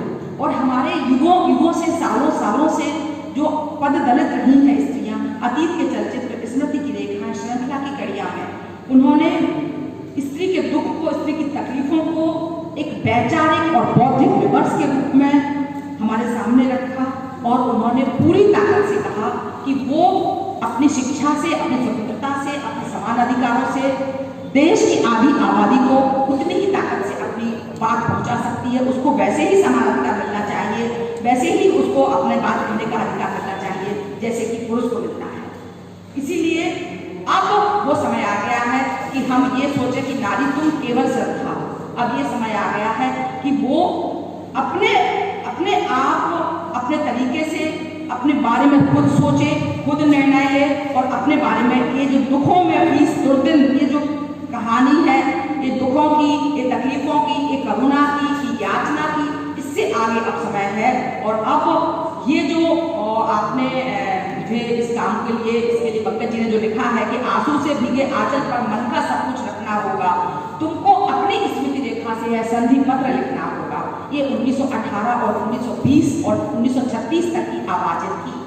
अब समय आ गया है कि स्त्री किसी संधि पत्र की मोहताज ना रहे, स्त्री खुद एक समान अधिकार लेके अपना खुद अपने हाथों से अपनी आत्मकथा रचेगी, अपने विश्वास के साथ अपने कदमों को लेके आगे चलेगी। तो स्त्री की एक आवाज उसकी अपनी निजी आवाज होगी जिसमें निजता, आजादी और आत्मनिर्णय की अनुभूजन सब शताब्दियों तक, सालों सालों तक सुनाई देगी। बहुत बहुत धन्यवाद कार्यक्रम कॉलेज और बच्चों का जिन्होंने ध्यान से सुना और मंचस्थ मंच का मैं आभारी हूँ। पंकज जी का विशेष रूप से हिंदी विभाग का कि मुझे बोलने का अवसर दिया। धन्यवाद मैम ने बहुत ही सागर्भित रूप में अपना विचार आप लोगों के सामने रखा। सभागार में उपस्थित विद्यार्थियों के लिए सूचना ये है कि आप लोगों के लिए जलपान की भी व्यवस्था है, सूक्ष्म जलपान की, तो आप लोग पूरी तन्मयता के साथ सुने और जलपान करके ही घर जाएं। ठीक, पीछे तक आवाज़ आ रही है ना, और जो लोग चले गए काफी उनको भी पकड़ लाइए कि सीट्स खाली है। आज की इस परिचर्चा को आगे बढ़ाते हुए समय अभाव है, फिर भी यहाँ वक्ता अपनी पूरी बात कह करके संक्षेप में जाने का प्रयास कर रहे हैं। अगली वक्ता के रूप में प्रोफेसर भारती मैम को हम आमंत्रित करेंगे। मैम का संक्षेप में परिचय आपको बता दें कि महामाया राजकीय महाविद्यालय में उसकी आप प्राचार्य हैं और मैम एक प्रशासनिक भूमिका के साथ साथ साहित्यिक गतिविधियों में भी बहुत सक्रिय रहती हैं दीदी। और अभी इन्हीं के योगदान को देखते हुए अंतर्राष्ट्रीय जो कला मंच है मुरादाबाद का, उन्होंने भूटान में एक अंतर्राष्ट्रीय कार्यशाला हुई थी, उसमें उन्होंने दीदी जी को सम्मानित किया था। मैं उन्हें बिना किसी अधिक समय को लेते हुए उन्हें आमंत्रित करना चाहूँगा। बस इतना सा अनुरोध करते हुए कि स्वामी विवेकानंद जी ने कहा था कि अगर एक पक्षी का एक पंख टूट जाए तो उड़ान नहीं भर सकता है, उसी तरह से कोई राष्ट्र तब तक प्रगत नहीं कर सकता है जब तक उसमें स्त्रियों की सहभागिता सुनिश्चित न की जाए। पंत जी ने इसी को छायावादी काव्य के माध्यम से इस रूप में व्यक्त किया है।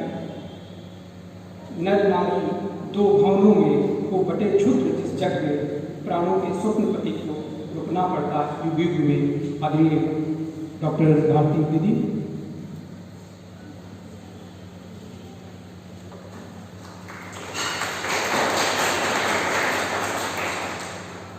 नमस्कार सभी को। ये सम्मानित श्रद्धेय मंच और यहाँ पर उपस्थित सभी विद्वज्जन, साथ में प्यारे बच्चों, सच में रजनी जी के बोलने के बाद थोड़ा सा मन उत्साहित हो गया है। इस समय मिशन शक्ति की बात अभी थोड़ी देर पहले पंकज जी ने की थी, और आप लोगों को ये बता देना चाहूँगी कि 15 जिलों की मिशन शक्ति की नोडल मैं ही हूँ, और मुझे हर कॉलेज से रिपोर्ट लेनी पड़ रही है। तो शायद मिशन शक्ति का उद्देश्य इस समय ज़्यादा से ज़्यादा बालिकाओं को, स्त्रियों को सचेत करना है, उनको यहाँ पर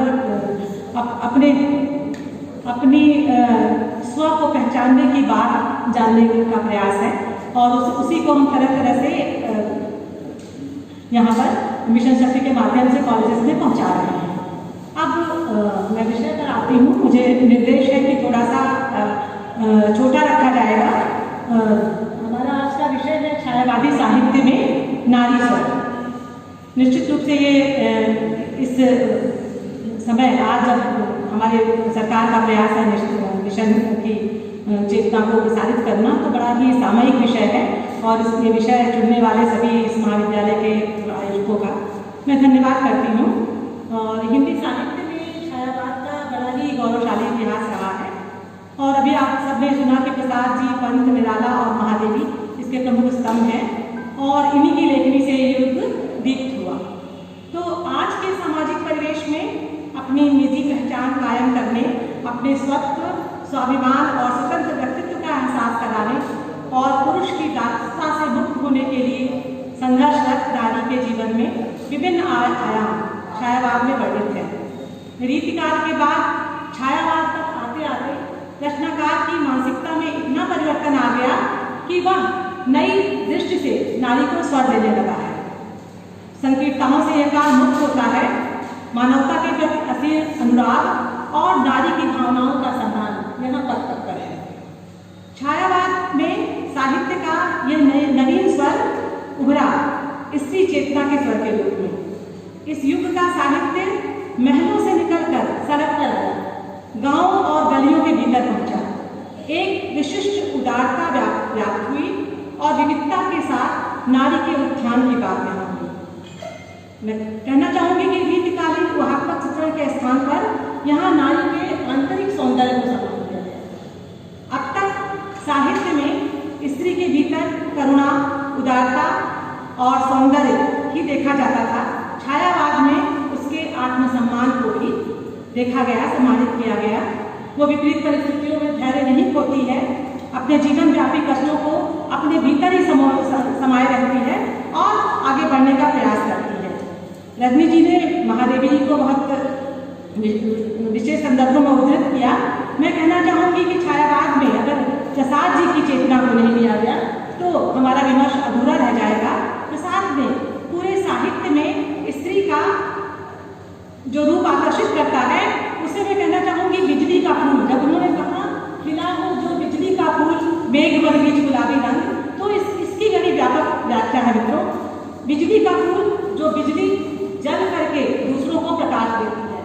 नारी के उस सौंदर्य को यहाँ पर प्रसाद जी ने देखा, उस तरह का ऊहात्मक सौंदर्य नहीं जो इसके पहले रीतिकाल में दिखाई पड़ता था।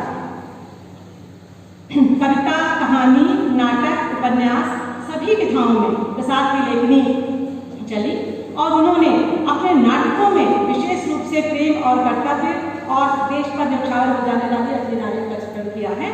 तो उनके नाटकों में जितनी भी नायिकाएं हैं, यहाँ पर चूंकि बहुत शॉर्ट में करना है तो बताया जा सकता है बहुत शॉर्ट में कि सभी जगह, चाहे जन्मेजय की नारी की सलमा हो, चाहे राष्ट्रीय नाटक की राजश्री हो, या अजात शत्रु की शक्तिमती, या सबसे अलग चले तो चंद्रगुप्त की नायिका रुक्मिणी, इन सभी ये सभी प्रभा देशभक्त हैं, देश सेवा से प्रेरित ये अपने भाई और पिता का भी परित्याग कर देती हैं और व्यक्तिगत प्रेम पर, राष्ट्र प्रेम पर, व्यक्तिगत प्रेम को न्यौछावर कर देती हैं।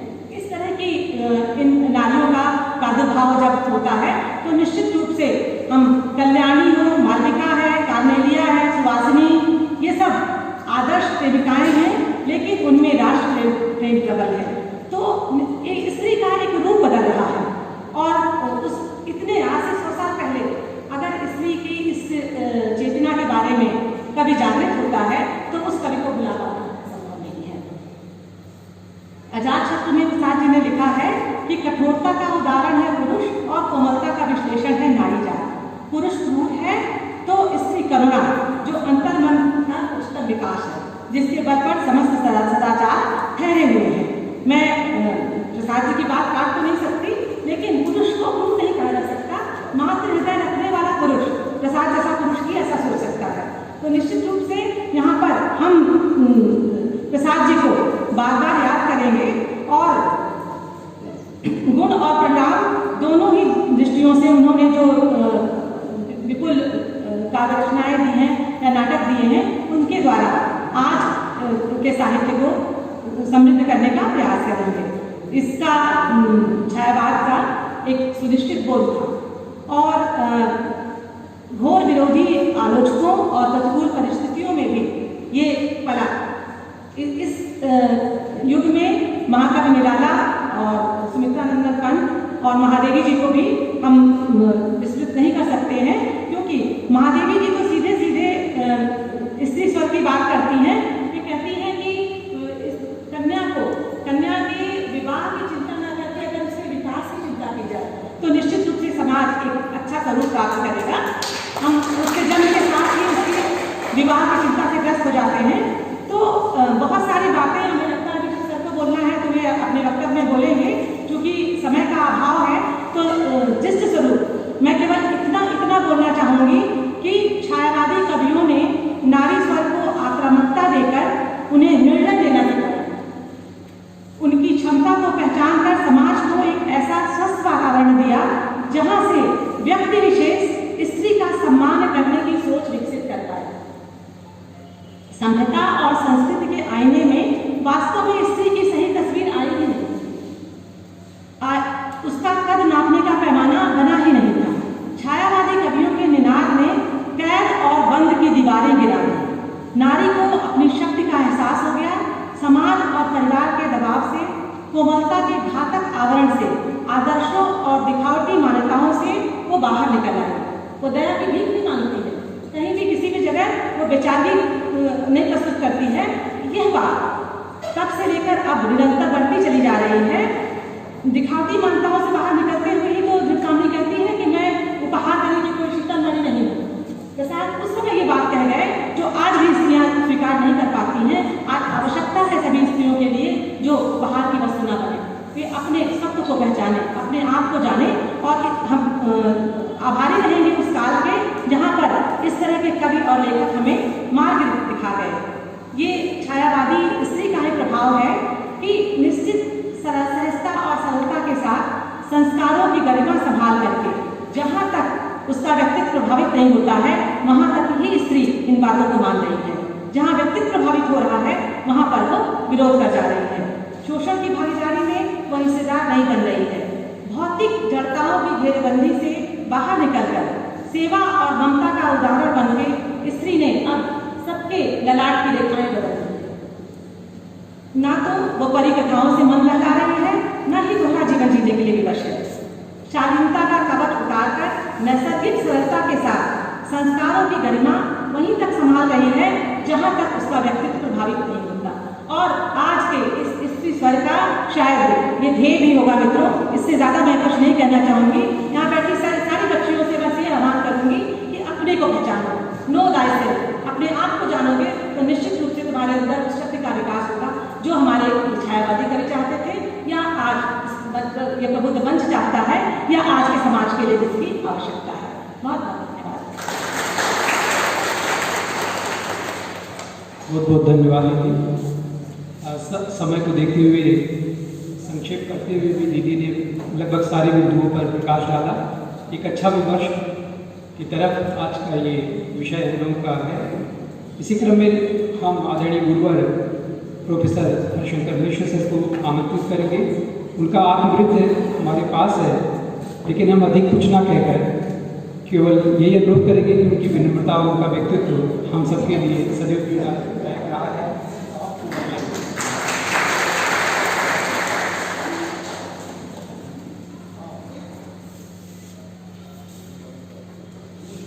आज इस उत्कृष्ट और ऐतिहासिक समारोह में आप सबका अभिनंदन है। मंच पर विराजमान हमारे सहज मनीषी प्रोफेसर जयप्रताप सिंह जी, जिनके सौजन्य से और जिनकी प्रेरणा से ये कार्यक्रम हो रहा है। हमारे इस विद्यालय महाविद्यालय के प्रबंधक अभियंता पी.के. मिश्र जी, जो बहुश्रुत तो बहुअधीर और बहुविध भी सब क्षेत्रों में उनकी रुचि है, उसको रखते हैं। हमारे अभी आपने सुना डॉक्टर भारती जी, जो साहित्य को स्वयं सृजित करती हैं और उसको जीती भी हैं, उसका विश्लेषण बहुत यथातथ्य रूप में करती हैं। डॉक्टर रजनी गुप्त जी, जो प्रसिद्ध कथाकार हैं, कथा, कहानी और उपन्यास दोनों क्षेत्र में उनकी गति है।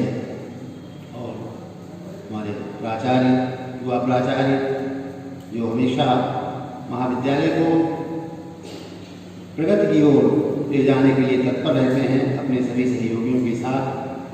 और हमारे मुख बैठे हुए डॉक्टर मनोज पांडे जी, समाजशास्त्र के अध्यक्ष जी पांडे जी, और विभाग अध्यक्ष डॉक्टर पंकज सिंह जी, ये बराबर उत्साह से कार्यक्रम करते हैं। मैं सबको बधाई देता हूँ इतने अच्छे कार्यक्रम के लिए। और इस एक जो संकट का काल है, इसमें लोग आना भी और कठिनाई से आ पाते हैं या सोचते हैं, इस काल में भी इतना अच्छा कार्यक्रम आयोजित करने के लिए मैं आपको विषय बहुत ही अच्छा रखा गया है। मैंने विचार किया इस पर कि छायावादी साहित्य में नारी स्वर, लेकिन ये विषय वास्तव में बहुत गंभीर और व्यापक है।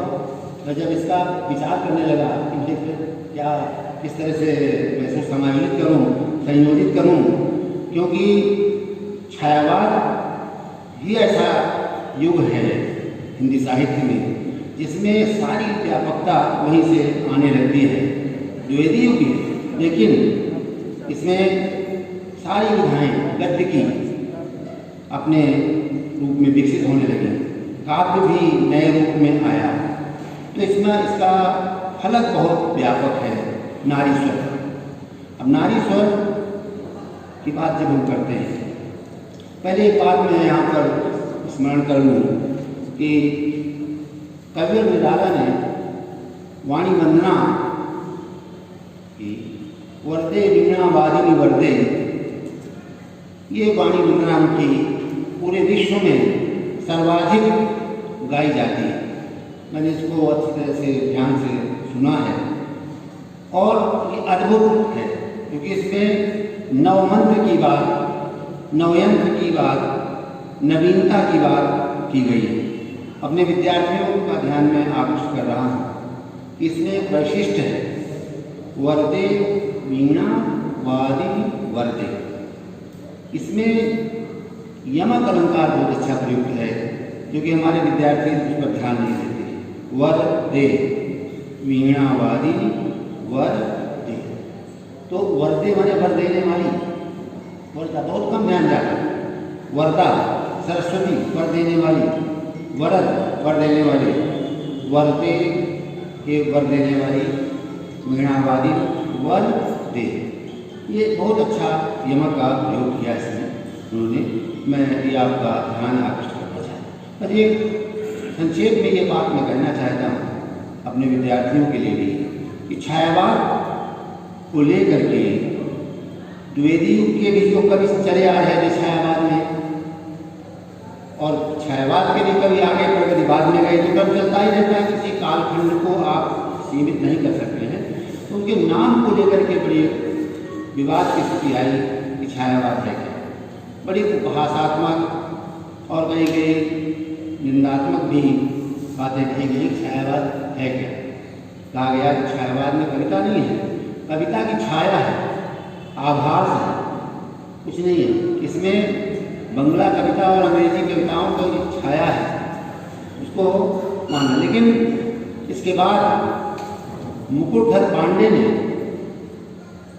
जब 1918 के बाद 20 में उन्होंने श्री शारदा पत्रिका जो जबलपुर से प्रकाशित होती थी उसमें 4 लेख लिखे और छायावाद के वैशिष्ट्य को उसमें उल्लिखित किया और सिद्ध किया। छायावाद साहित्य क्या है। प्रसाद जी ने भी उसको कहा, इसको उन्होंने जोड़ा अपने ध्वनि काव्य से कि जैसे ध्वनि लावण्य होता है, एक छाया से मोती में उसकी तरलता, उसका सौंदर्य होता है। छाया वो है जो सौंदर्य है, जो तरलता है, वो स्थूल नहीं है, सूक्ष्म है। इसलिए कभी कभी लोगों ने कहा कि ये स्थूल के प्रति सूक्ष्म का विद्रोह है। उसमें एक तरलता है, लावण्य है, जिसको ध्वनिकार ने पहले ही इंगित किया था संस्कृत में। तो वहाँ से इन लोगों ने प्रेरणा ली है और बहुत जगहों से प्रेरणा ली है। ऐसा नहीं है कि छायावाद ऐसे आया। छायावाद वास्तव में पलायनवाद नहीं। बहुत लोगों ने आरोप लगाया कि पलायनवाद है, नहीं। छायावाद क्या है? शक्ति काव्य है। इसको शक्ति काव्य कहा गया छायावाद को।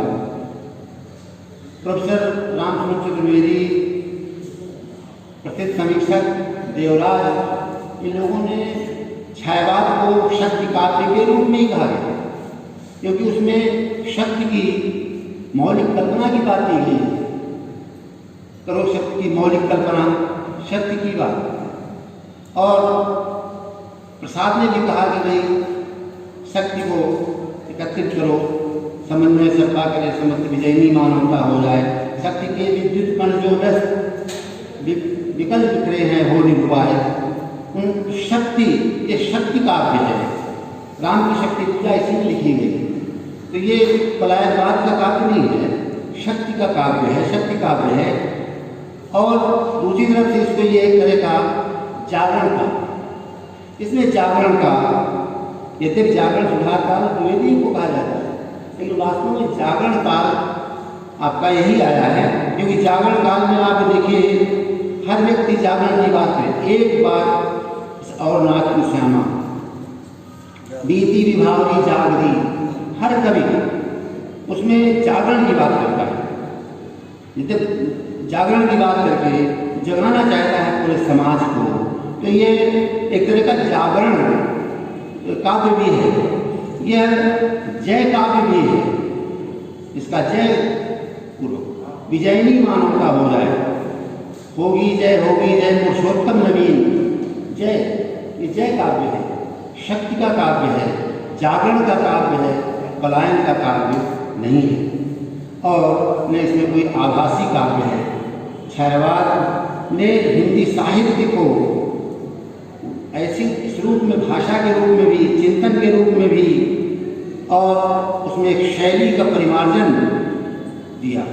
छायावादी कवियों ने, उनमें बड़ी प्रतिभा थी और पूरी तल्लीनता के साथ प्रसाद, पंत, निराला, महादेवी, राम कुमार वर्मा, भगवती चरण वर्मा, मोहनलाल महतो वियोगी, हरिकृष्ण प्रेमी, इतने बड़े बड़े और लोगों को नाम हम लोग नहीं जानते, मतलब बच्चे हमारे विद्यार्थी लोग केवल 4 तक ही केंद्रित रहते हैं। तो और भी छायावादी कवियों को और भी लोगों को जानना चाहिए। एक बात और है इस विषय को लेकर के कि छायावादी साहित्य अलग चीज़ है और छायावादी युग अलग है। दोनों में हम कहीं कहीं इसमें ध्यान रखें इसकी बातचीत करते हुए कि हम छायावादी साहित्य पर बात कर रहे हैं, छायावादी युग पर बात नहीं कर रहे हैं।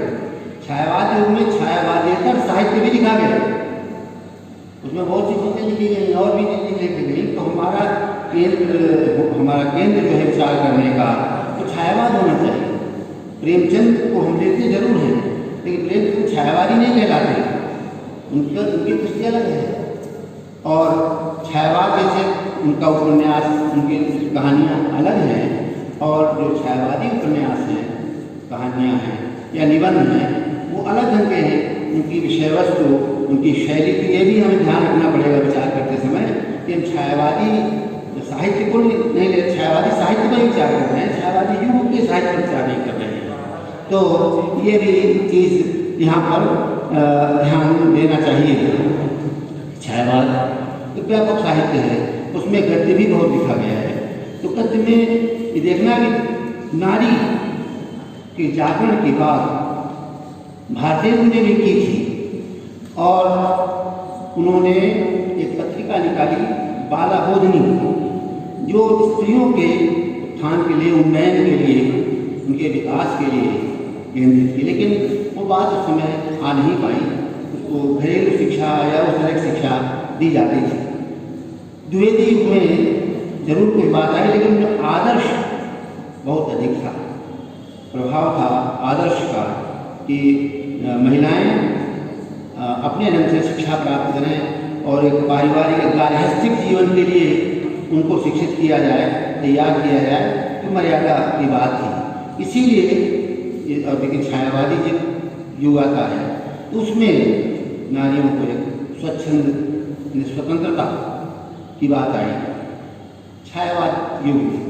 लेकिन यहाँ पर हम ये भी विचार करते हैं कि आप जब नारी स्वर की बात करते हैं तो साहित्य में नारी स्वर किस रूप में लिया जाए, ध्यान से देखिए तो ये पता चलता है कि एक तो कवि स्वयं नारी के विषय कहता है, कवि की अभिव्यक्ति, कवि का एक नारी, एक जो कवि है या साहित्यकार है, नारी के मुख से पात्र के रूप में बातें करता है। एक वो भी नारी के रूप में, एक स्वयं कवि कहेगा, एक उसका नारी पात्र कहेगा, तो अलग स्थिति होगी। एक उसके बाद वो समीक्षक या और लोग क्या कहते हैं, क्योंकि एक बात बहुत शायद अच्छी रहेगी, मेरा अध्यक्ष जी का ध्यान आया, क्योंकि मैंने पढ़ा जब उनको राजशेखर को, तो उन्होंने काव्य मीमांसा में लिखा, मैं समीक्षक की बात कर रहा हूँ, रचनाकार और समीक्षक साथ साथ चलते हैं। तो कहता एका सूटे कनकम उपले उपलम, एका सूटे कनकम उपला तत्परीक्षा क्षणों अन्य।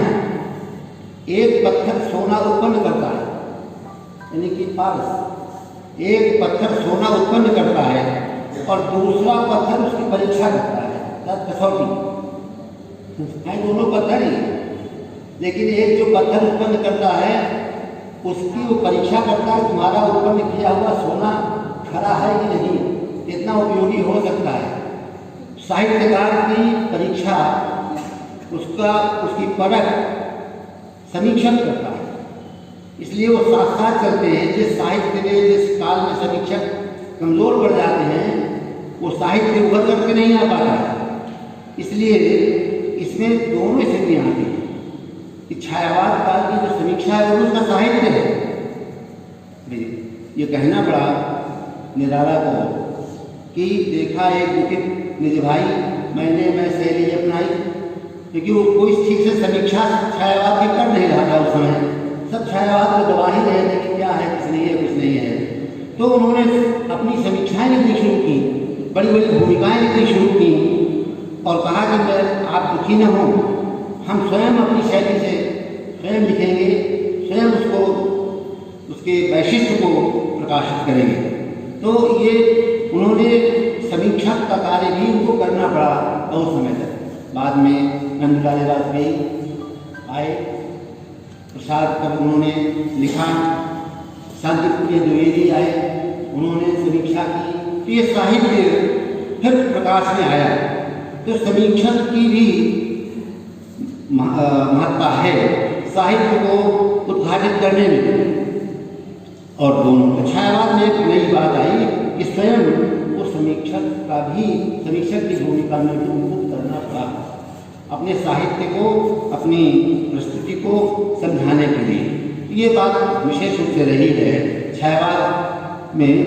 तो मैं ये बता रहा था, मैथिली शरण जी ने द्विवेदी युग में भी लिखा, तो छायावाद में भी आए। देखिए, उन्होंने उस समय ये कहा था कि अगला जीवन हाय तुम्हारी यही कहानी ना, आंचल में है दूर और हाँ।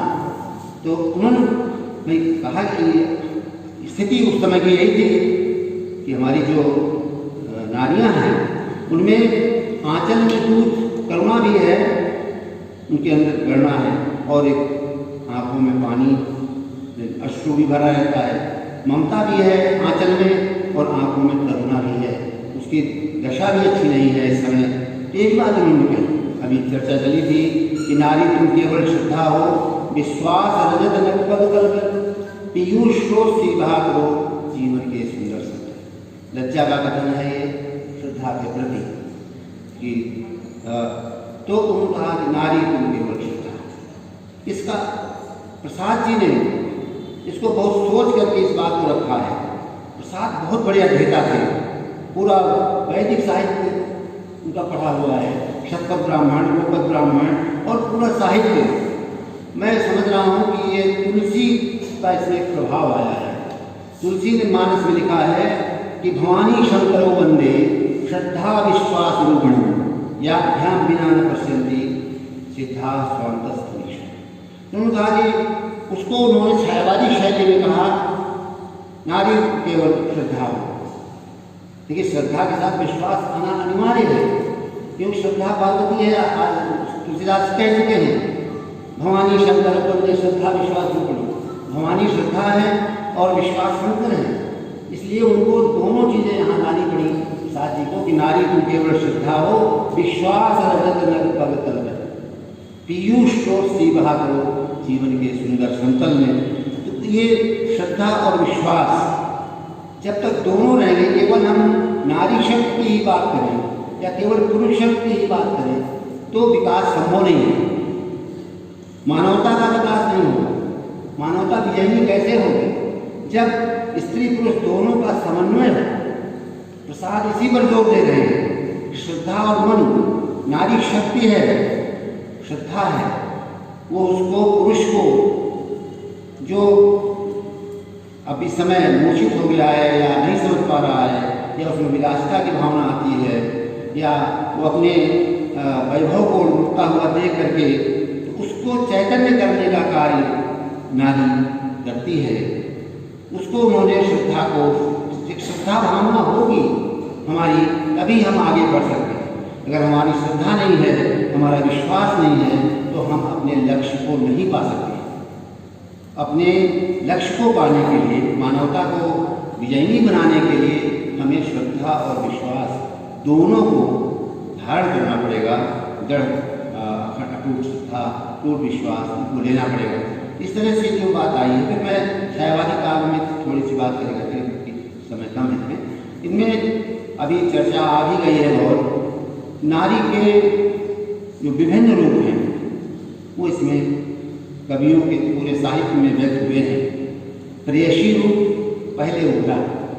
छायावाद के प्रथम दौर में नारी का प्रेयसी और प्रणयनी रूप बहुत आया है।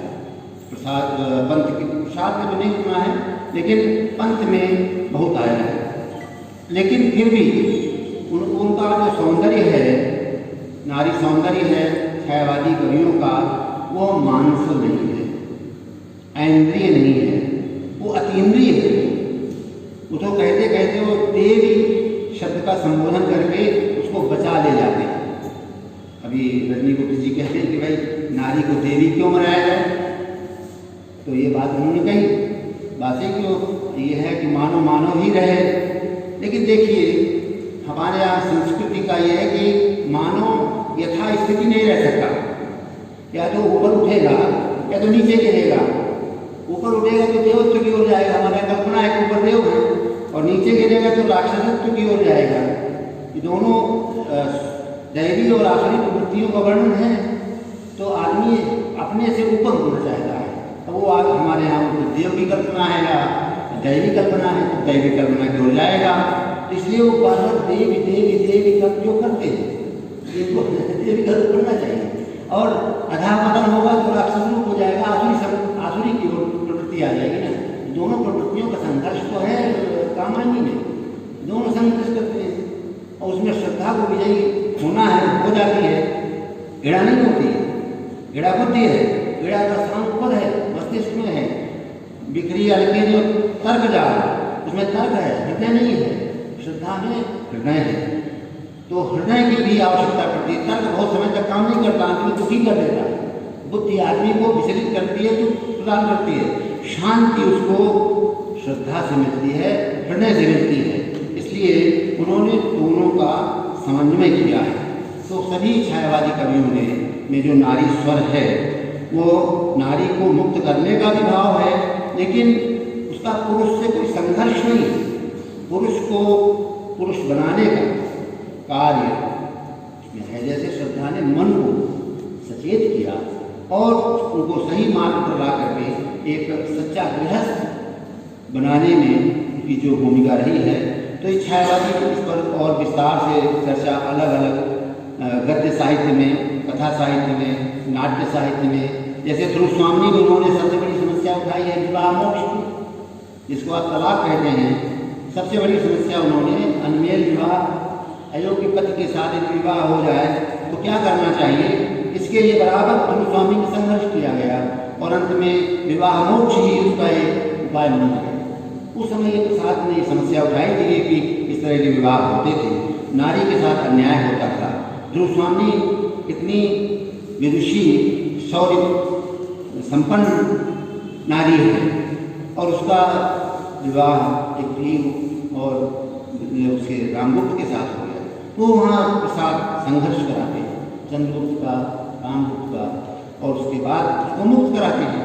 तो ये भी समस्या है जो आज आ रही है। उस समय उन्होंने साथ में बहुत पहले देखा था कि ध्रुव स्वामी बिठा करके विवाह मोक्ष हम कहते हैं उसको, इसको आज तलाक कहा जाता है, वो उर्दू शब्दों का प्रयोग कम करते थे, प्रसाद शुद्ध संस्कृत का शब्द प्रयोग करते थे। तो उस समय ये समस्या थी क्योंकि उनके सभी नाटकों में, चाहे आप स्कंदगुप्त हो, चंद्रगुप्त हो या स्वामी, इन सब में नारी पात्र हैं, सब इधर की ओर जाते, लेकिन दोनों तरह के पात्र लिए हैं। तो ये अलग अलग विस्तार से इस पर लेख आमंत्रित किए जा सकते हैं और इस पर चर्चा भी हो सकती है। सबका क्षेत्र अलग अलग है, गद्य में नारी, नाटक में, कथा साहित्य में नारी में, काव्य में, और उसके बाद और भी और रचनाएँ लिखी गई हैं। तो इन पर एक विशेष चर्चा कभी होगी। आज समय का अभाव है। ये सब विषय बहुत अच्छा दिया गया है, बहुत ही उपयुक्त है और सामयिक इस पर चर्चा होती रहनी चाहिए। और छायावादी साहित्य हर तरह से हम लोगों को प्रभावित करता है, जो सौंदर्य युवा वर्ग है उनके लिए भी, और उसके बाद कामायनी को आप बनाइए। एक बात और कह दूँ, फिर छोड़ देता हूँ। हमारे विद्यार्थी जितने भी हैं उनको ध्यान से सुन लें, मेरा एक निवेदन। जो साहित्य के विद्यार्थी हैं अपने जीवन में एक महाकाव्य अवश्य अपने इष्ट के रूप में बना लें, अपना प्रिय ग्रंथ बना लें। चाहे वो रामचरितमानस को ले लें, साकेत को ले लें, कामायनी को ले लें, मध्यकाल में लेना हो तो रामचरितमानस, फिर साकेत और कामायनी, इनको एक को अपना आधार बना लें, वो पढ़ते रहें तो उनको बहुत बड़ा संबल मिलेगा। क्योंकि महाकाव्य पूरे जीवन को ऊर्जास्वित करता है, ऊर्जा प्रदान करता है। कामायनी भी उसी प्रकार का काव्य है जो हमें कर्म की ओर ले जाता है, कर्मपथ की ओर ले जाता है, कर्मठ बनाता है और हमें अपनी दिशा में सफलता का संदेश देता है। मैं इन्हीं शब्दों के साथ आपको देता हूँ और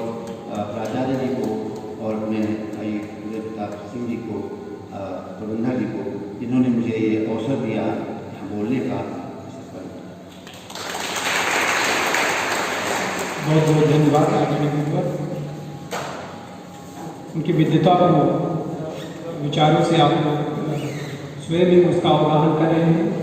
अधिक कुछ ना कहते हुए समयाभाव के चलते हम सीधे अगले वक्ता को बुलाएं। हिंदुस्तानी अकेडमी के अध्यक्ष आदरणीय डॉक्टर उदय प्रताप सिंह जी हमारे बीच में हैं। सर से अनुरोध है कि वह आज छायावादी साहित्य में नहीं, जो नारी का स्वर है उसके विविध आयामों पर अपना प्रकाश डालेंगे। तो हम उन्हें पंक्तियों के साथ साथ आमंत्रित करते हैं। तोड़ो तोड़ो तोड़ो कारा, पत्थर से निकले फिर गंगा जल की पार्वती, पुनः सत्य सुंदर शिव को समारती, उरुर की बनी आरती। आदरणीय डॉक्टर उदय प्रताप सिंह जी।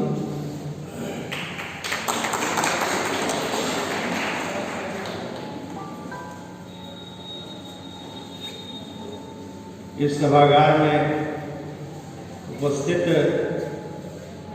अध्यापक बंधुओं, अध्यापिकाएं बहनों, प्रिय छात्र छात्राओं और मंच पर विराजमान विद्वान, साहित्यकार, प्रबंधक, प्राचार्य, प्राध्यापक, सबको मैं एक साथ प्रणाम करते हुए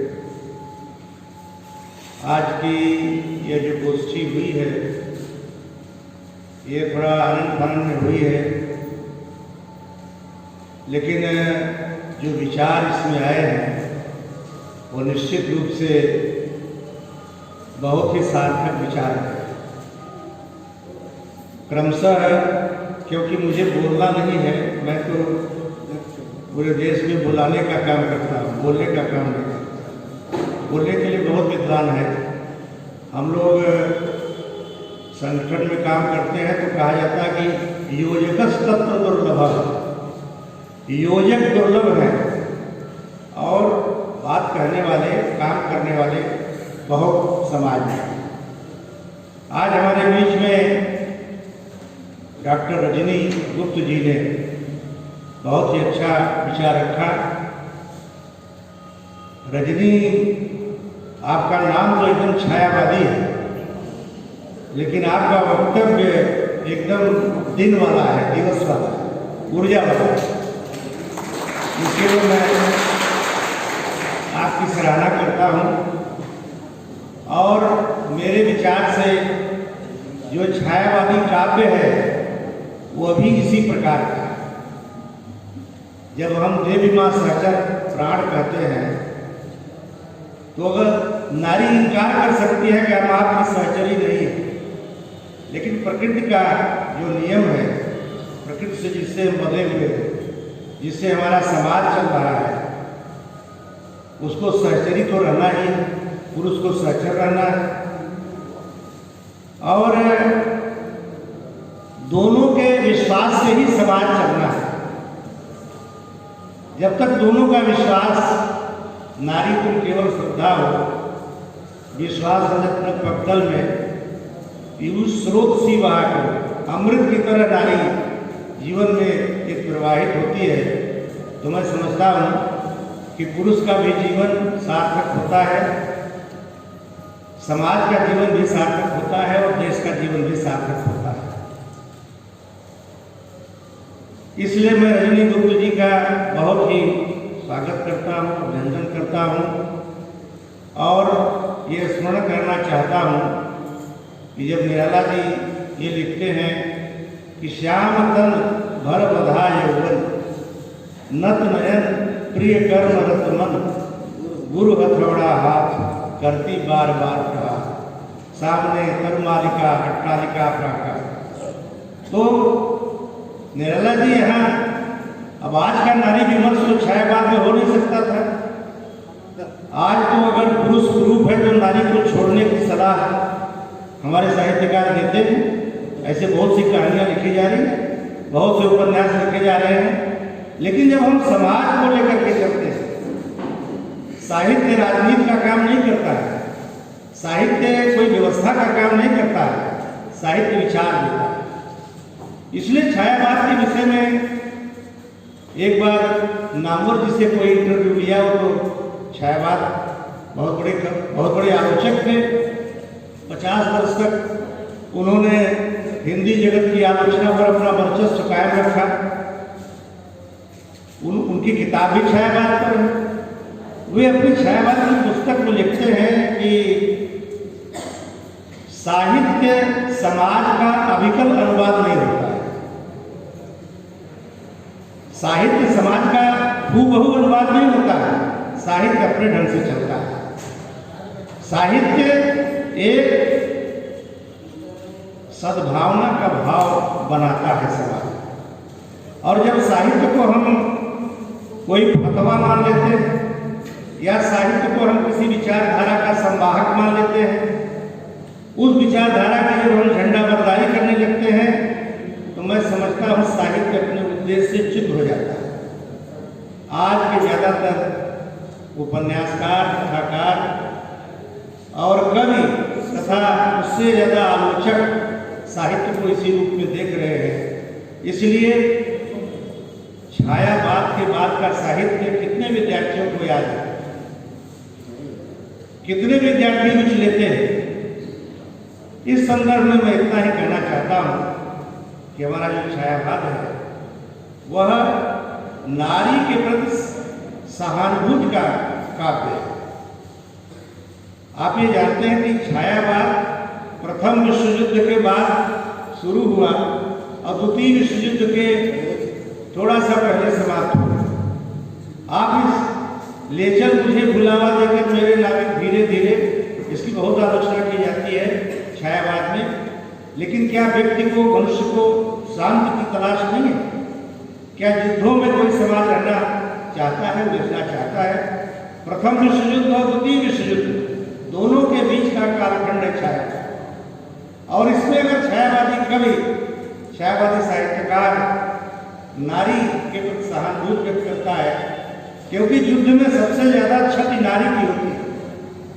युद्ध में नारी जितना विमर्श हो जाती है, उसका गणपति मार दिया जाता है, तो हमारे ही समाज में नहीं, विश्व के सभी समाजों में नारी की दुर्दशा होगी। इसलिए उस युद्ध से बचने के लिए छायावादी कवि शांत की तलाश करता है। लेकिन ऐसे लोक में जहाँ पर युद्ध न हो, आज हम भी यही चाह रहे हैं, तमाम राजनीतिक मंचों से, वैश्विक मंचों से हम इसी की चौधराहट बड़े राष्ट्र कर रहे हैं कि युद्ध नहीं होना चाहिए। हम यही बातों कर रहे हैं। हमारा छायावादी कभी यही बात करता है। हम इस माने में अभी प्रोफेसर मिश्र जी ने जो चर्चा की कि जो छायावादी काव्य है उसमें नारी को कितना महत्व दिया गया है। महादेवी जी भी कहती हैं कि हमें मातृत्व और संपत्ति दो अधिकार दे दो, नारी एकदम स्वतंत्र हो जाए। दो अधिकार मिलना चाहिए नारी को।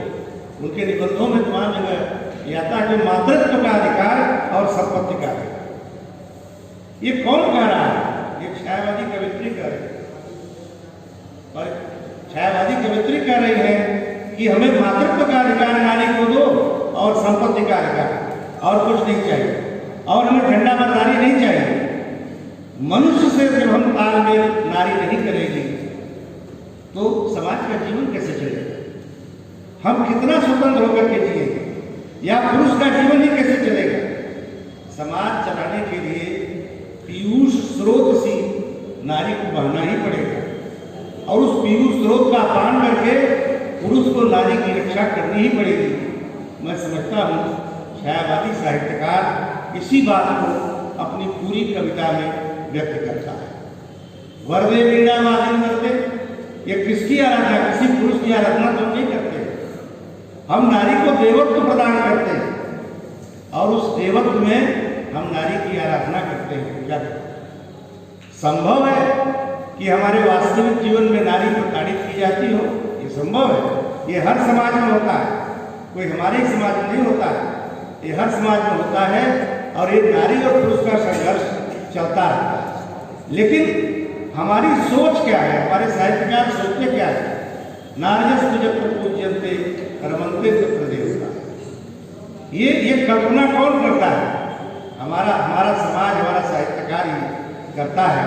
इसलिए जो छायावादी काव्य है वह नारी की प्रेरणा का, उसके सहानुभूति का, उसके संरक्षण का, उसको जीवन में कदम ताक करने का काव्य है। इसलिए छायावादी काव्य को चिन्मय काव्य कहा जाता है। एक ऐसा काव्य कहा जाता है जहाँ पूरे समाज को लेकर के हम चलते हैं। बहुत ही अच्छा वक्तव्य डॉक्टर रजनी गुप्ता जी का था। मुझे आज ही ज्ञात हुआ कि आप राष्ट्रकवि मैथिलीशरण गुप्त जी के परिवार से कहीं संबद्ध है। मुझे बहुत प्रसन्नता हुई आपका वक्तव्य सुन करके। और नारी की स्वतंत्रता तो निरंतर हमें अलग जगाते रहना है और वो उसमें छायावादी काव्य निरंतर सहायक की भूमिका में रहे। डॉक्टर भारती सिंह जी मुझे नहीं जानती होगी, मैं इनको जानता हूँ क्योंकि हम सभी लोग भारती के आराधक हैं, इसलिए इनको जानते हैं। इनके पिताजी सोमेश्वर सिंह जी, स्वर्गीय सोमेश्वर सिंह जी, जिस कॉलेज में प्राध्यापक थे उनकी जगह पर मैं ही प्राध्यापक हुआ था, विजयनाथ कॉलेज में, महाराणा प्रताप कॉलेज में, गोरखपुर। और एक लंबा संबंध है। मैं कभी इनका दर्शन नहीं किया था, यहाँ इनका दर्शन किया एक प्राचार्य के रूप में। और जो महिला शक्ति सरकार ने बनाया है उसकी अगुआ के रूप में मुझे देख करके और सुन करके बहुत प्रसन्नता हुई। हमारे बीच प्रोफेसर हरिशंकर मिश्र जी, पंकज जी से जब बात हो रही थी फोन से तो मैंने कहा था कि भाई मिश्र जी को जरूर से आप आमंत्रित कीजिए, बहुत विद्वान हैं और हमारा मंच तो आज बहुत ही संपन्न है। इस वक्त साहित्यकार भी हैं, विद्वान भी हैं, प्रबंधक भी हैं, प्राचार्य भी हैं, सभी लोग। हरिशंकर मिश्र जी ने पूरे छायावाद को एक पूरी लंबी पड़ताल किया और नारी और पुरुष के जीवन संबंधों को छायावादी काव्य के माध्यम से, उसकी सोच के माध्यम से आपके सामने प्रकट किया। मुझे बहुत प्रसन्नता हुई। हमारे बीच में इंजीनियर पी के मिश्र जी हैं। आप बहुत छोटी सी नोटिस पर, जैसा पंकज जी ने बताया कि आप महाविद्यालय में उपस्थित हुए और आपके उपस्थित होने से यहाँ के अध्यापक मित्रों का और अध्यापिका बहनों का उत्साह बढ़ता होगा, मैं इसी उम्मीद करता हूँ। और निरंतर इस कॉलेज को संवारने में, सजाने में आपका सहयोग रहता है। पिछले वर्ष फरवरी में 19 या 20 फरवरी को यहाँ पर एक संगोष्ठी हुई थी। बाबूजी, जिसको आप लोग कहते हैं, स्वर्गीय लालजी टंडन जी, जिनके साथ में ही बैठा हुआ था। वहाँ फोटो जब दिखाई पड़ता है तो मुझे बहुत दुख होता है कि एक ऐसा महामानव हमारे बीच से चला गया।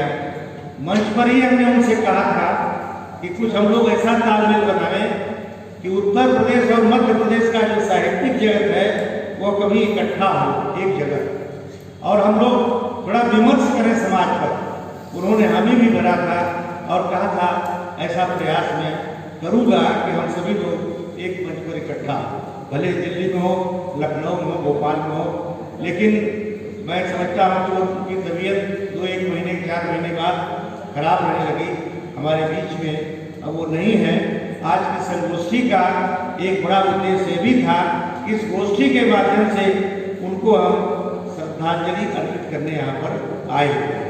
ऐसे महापुरुष को जो इस कॉलेज को बनाने में अपना पूरा जीवन लगा दिए और इधर जैसा मुझे सूचना मिलती है वो निरंतर भोपाल से भी पूछते रहते थे कि कॉलेज में ये हुआ कि नहीं हुआ, ये हुआ कि नहीं हुआ। ये उनका जो दृष्टिकोण था, ये एक बहुत बड़ा दृष्टिकोण था। उस दृष्टिकोण को भी मैं यहाँ पर आज प्रणाम करने आया हूँ। और बहुत सारी बातें हो गई।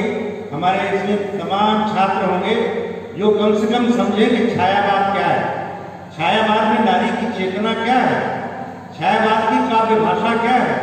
वह एक बहुत बड़ा आंदोलन था छायावाद, जिसने खड़ी बोली को सबसे अच्छा स्वरूप दिया। खड़ी बोली में जितना परिमार्जन, खड़ी बोली में जितना उत्कर्ष छायावाद ने दिया उतना उत्कर्ष आज तक किसी हिंदी के कालखंड ने नहीं दिया था। इस दृष्टिकोण से भी हमें उस छायावाद पर विचार करना होगा। बहुत कुछ न कह करके मैं आप सबको धन्यवाद देता हूँ।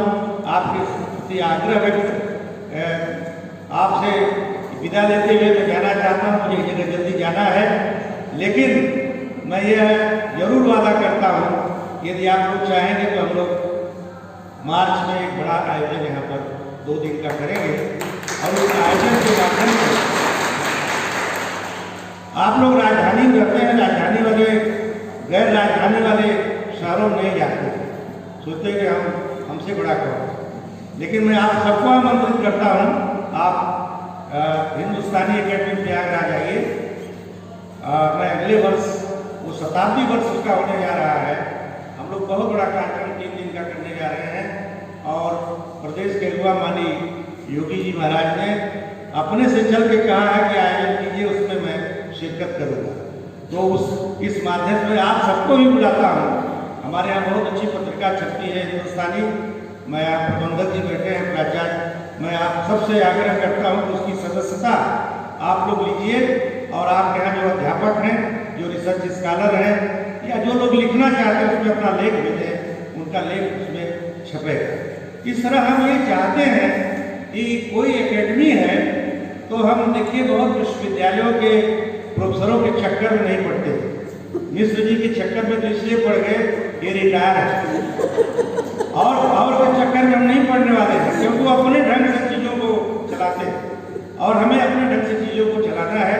हमें साहित्य का संदेश ऐसे महाविद्यालयों में देना है जहाँ पर हमारी नई पौध निकल रही है और वह पौध हमसे कुछ सीखे, हिंदी में कुछ बढ़ावा दे, हिंदी साहित्य क्या है उसको जाने।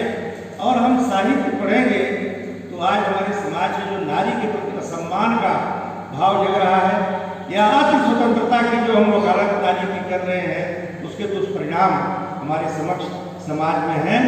उसको हमारा जो समाज है एक आदर्श समाज है, इसकी संहिताएं बनी हुई हैं। संहिताएं बनी हुई इसका मतलब मैं नहीं कह रहा हूँ कि आप मनुस्मृति के हिसाब से चलिए। सामाजिक संहिताएं बनी हुई हैं जो कहीं लिखित नहीं है, अलिखित संहिताएं बनी हुई हैं।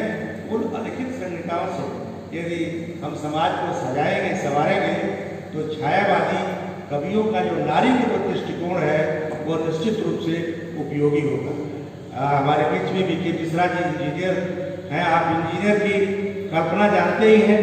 इंजीनियर कल्पना करता है और उसमें फिर स्तंभ कौन बनता है, खंभा कौन बनता है, अध्यापक बनता है, और उसमें सीमेंट कौन बनता है, विद्यार्थी बनते हैं, और फिर एक भव्य महल खड़ा होता है।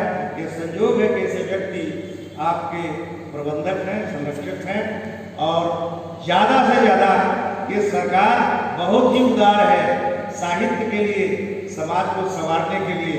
पैसे की कहीं कमी नहीं है। आप लोग योजना बनाइए, पैसा सरकार देगी और बड़ा भव्य कार्यक्रम कीजिए, क्योंकि किसी भी संस्था में जो समारोह होते हैं वही आपस में तालमेल बैठाते हैं और कोई चीज़ नहीं होती। क्लास में पढ़ाए हो गए उसका कोई मतलब नहीं है, जैसा विश्वविद्यालय में होता है। महाविद्यालय ऐसे ऐसे महाविद्यालय हैं जो विश्वविद्यालयों को भी मात देने वाले हैं। इसलिए मैं आशा करता हूँ, उम्मीद करता हूँ कि इस महाविद्यालय से भी इस प्रकार का वातावरण बनेगा जिससे एक अच्छा समाज। प्राचार्य डॉक्टर देवेंद्र कुमार सिंह जी को आप देख ही रहे हैं, कितने अभी युवा हैं और कितना आप काम कर रहे हैं।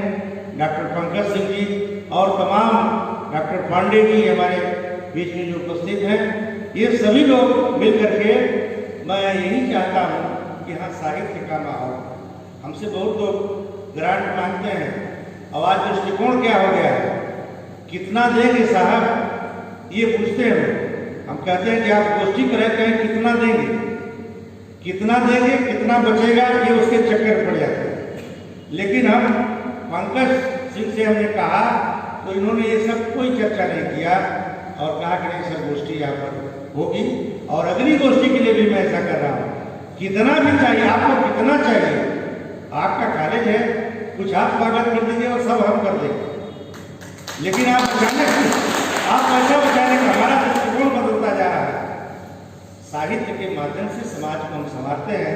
आज की संगोष्ठी इसी उद्देश्य को लेकर के हुई है और नारी हमारे समाज की रीढ़ है, बिना नारी के हम चल नहीं सकते हैं।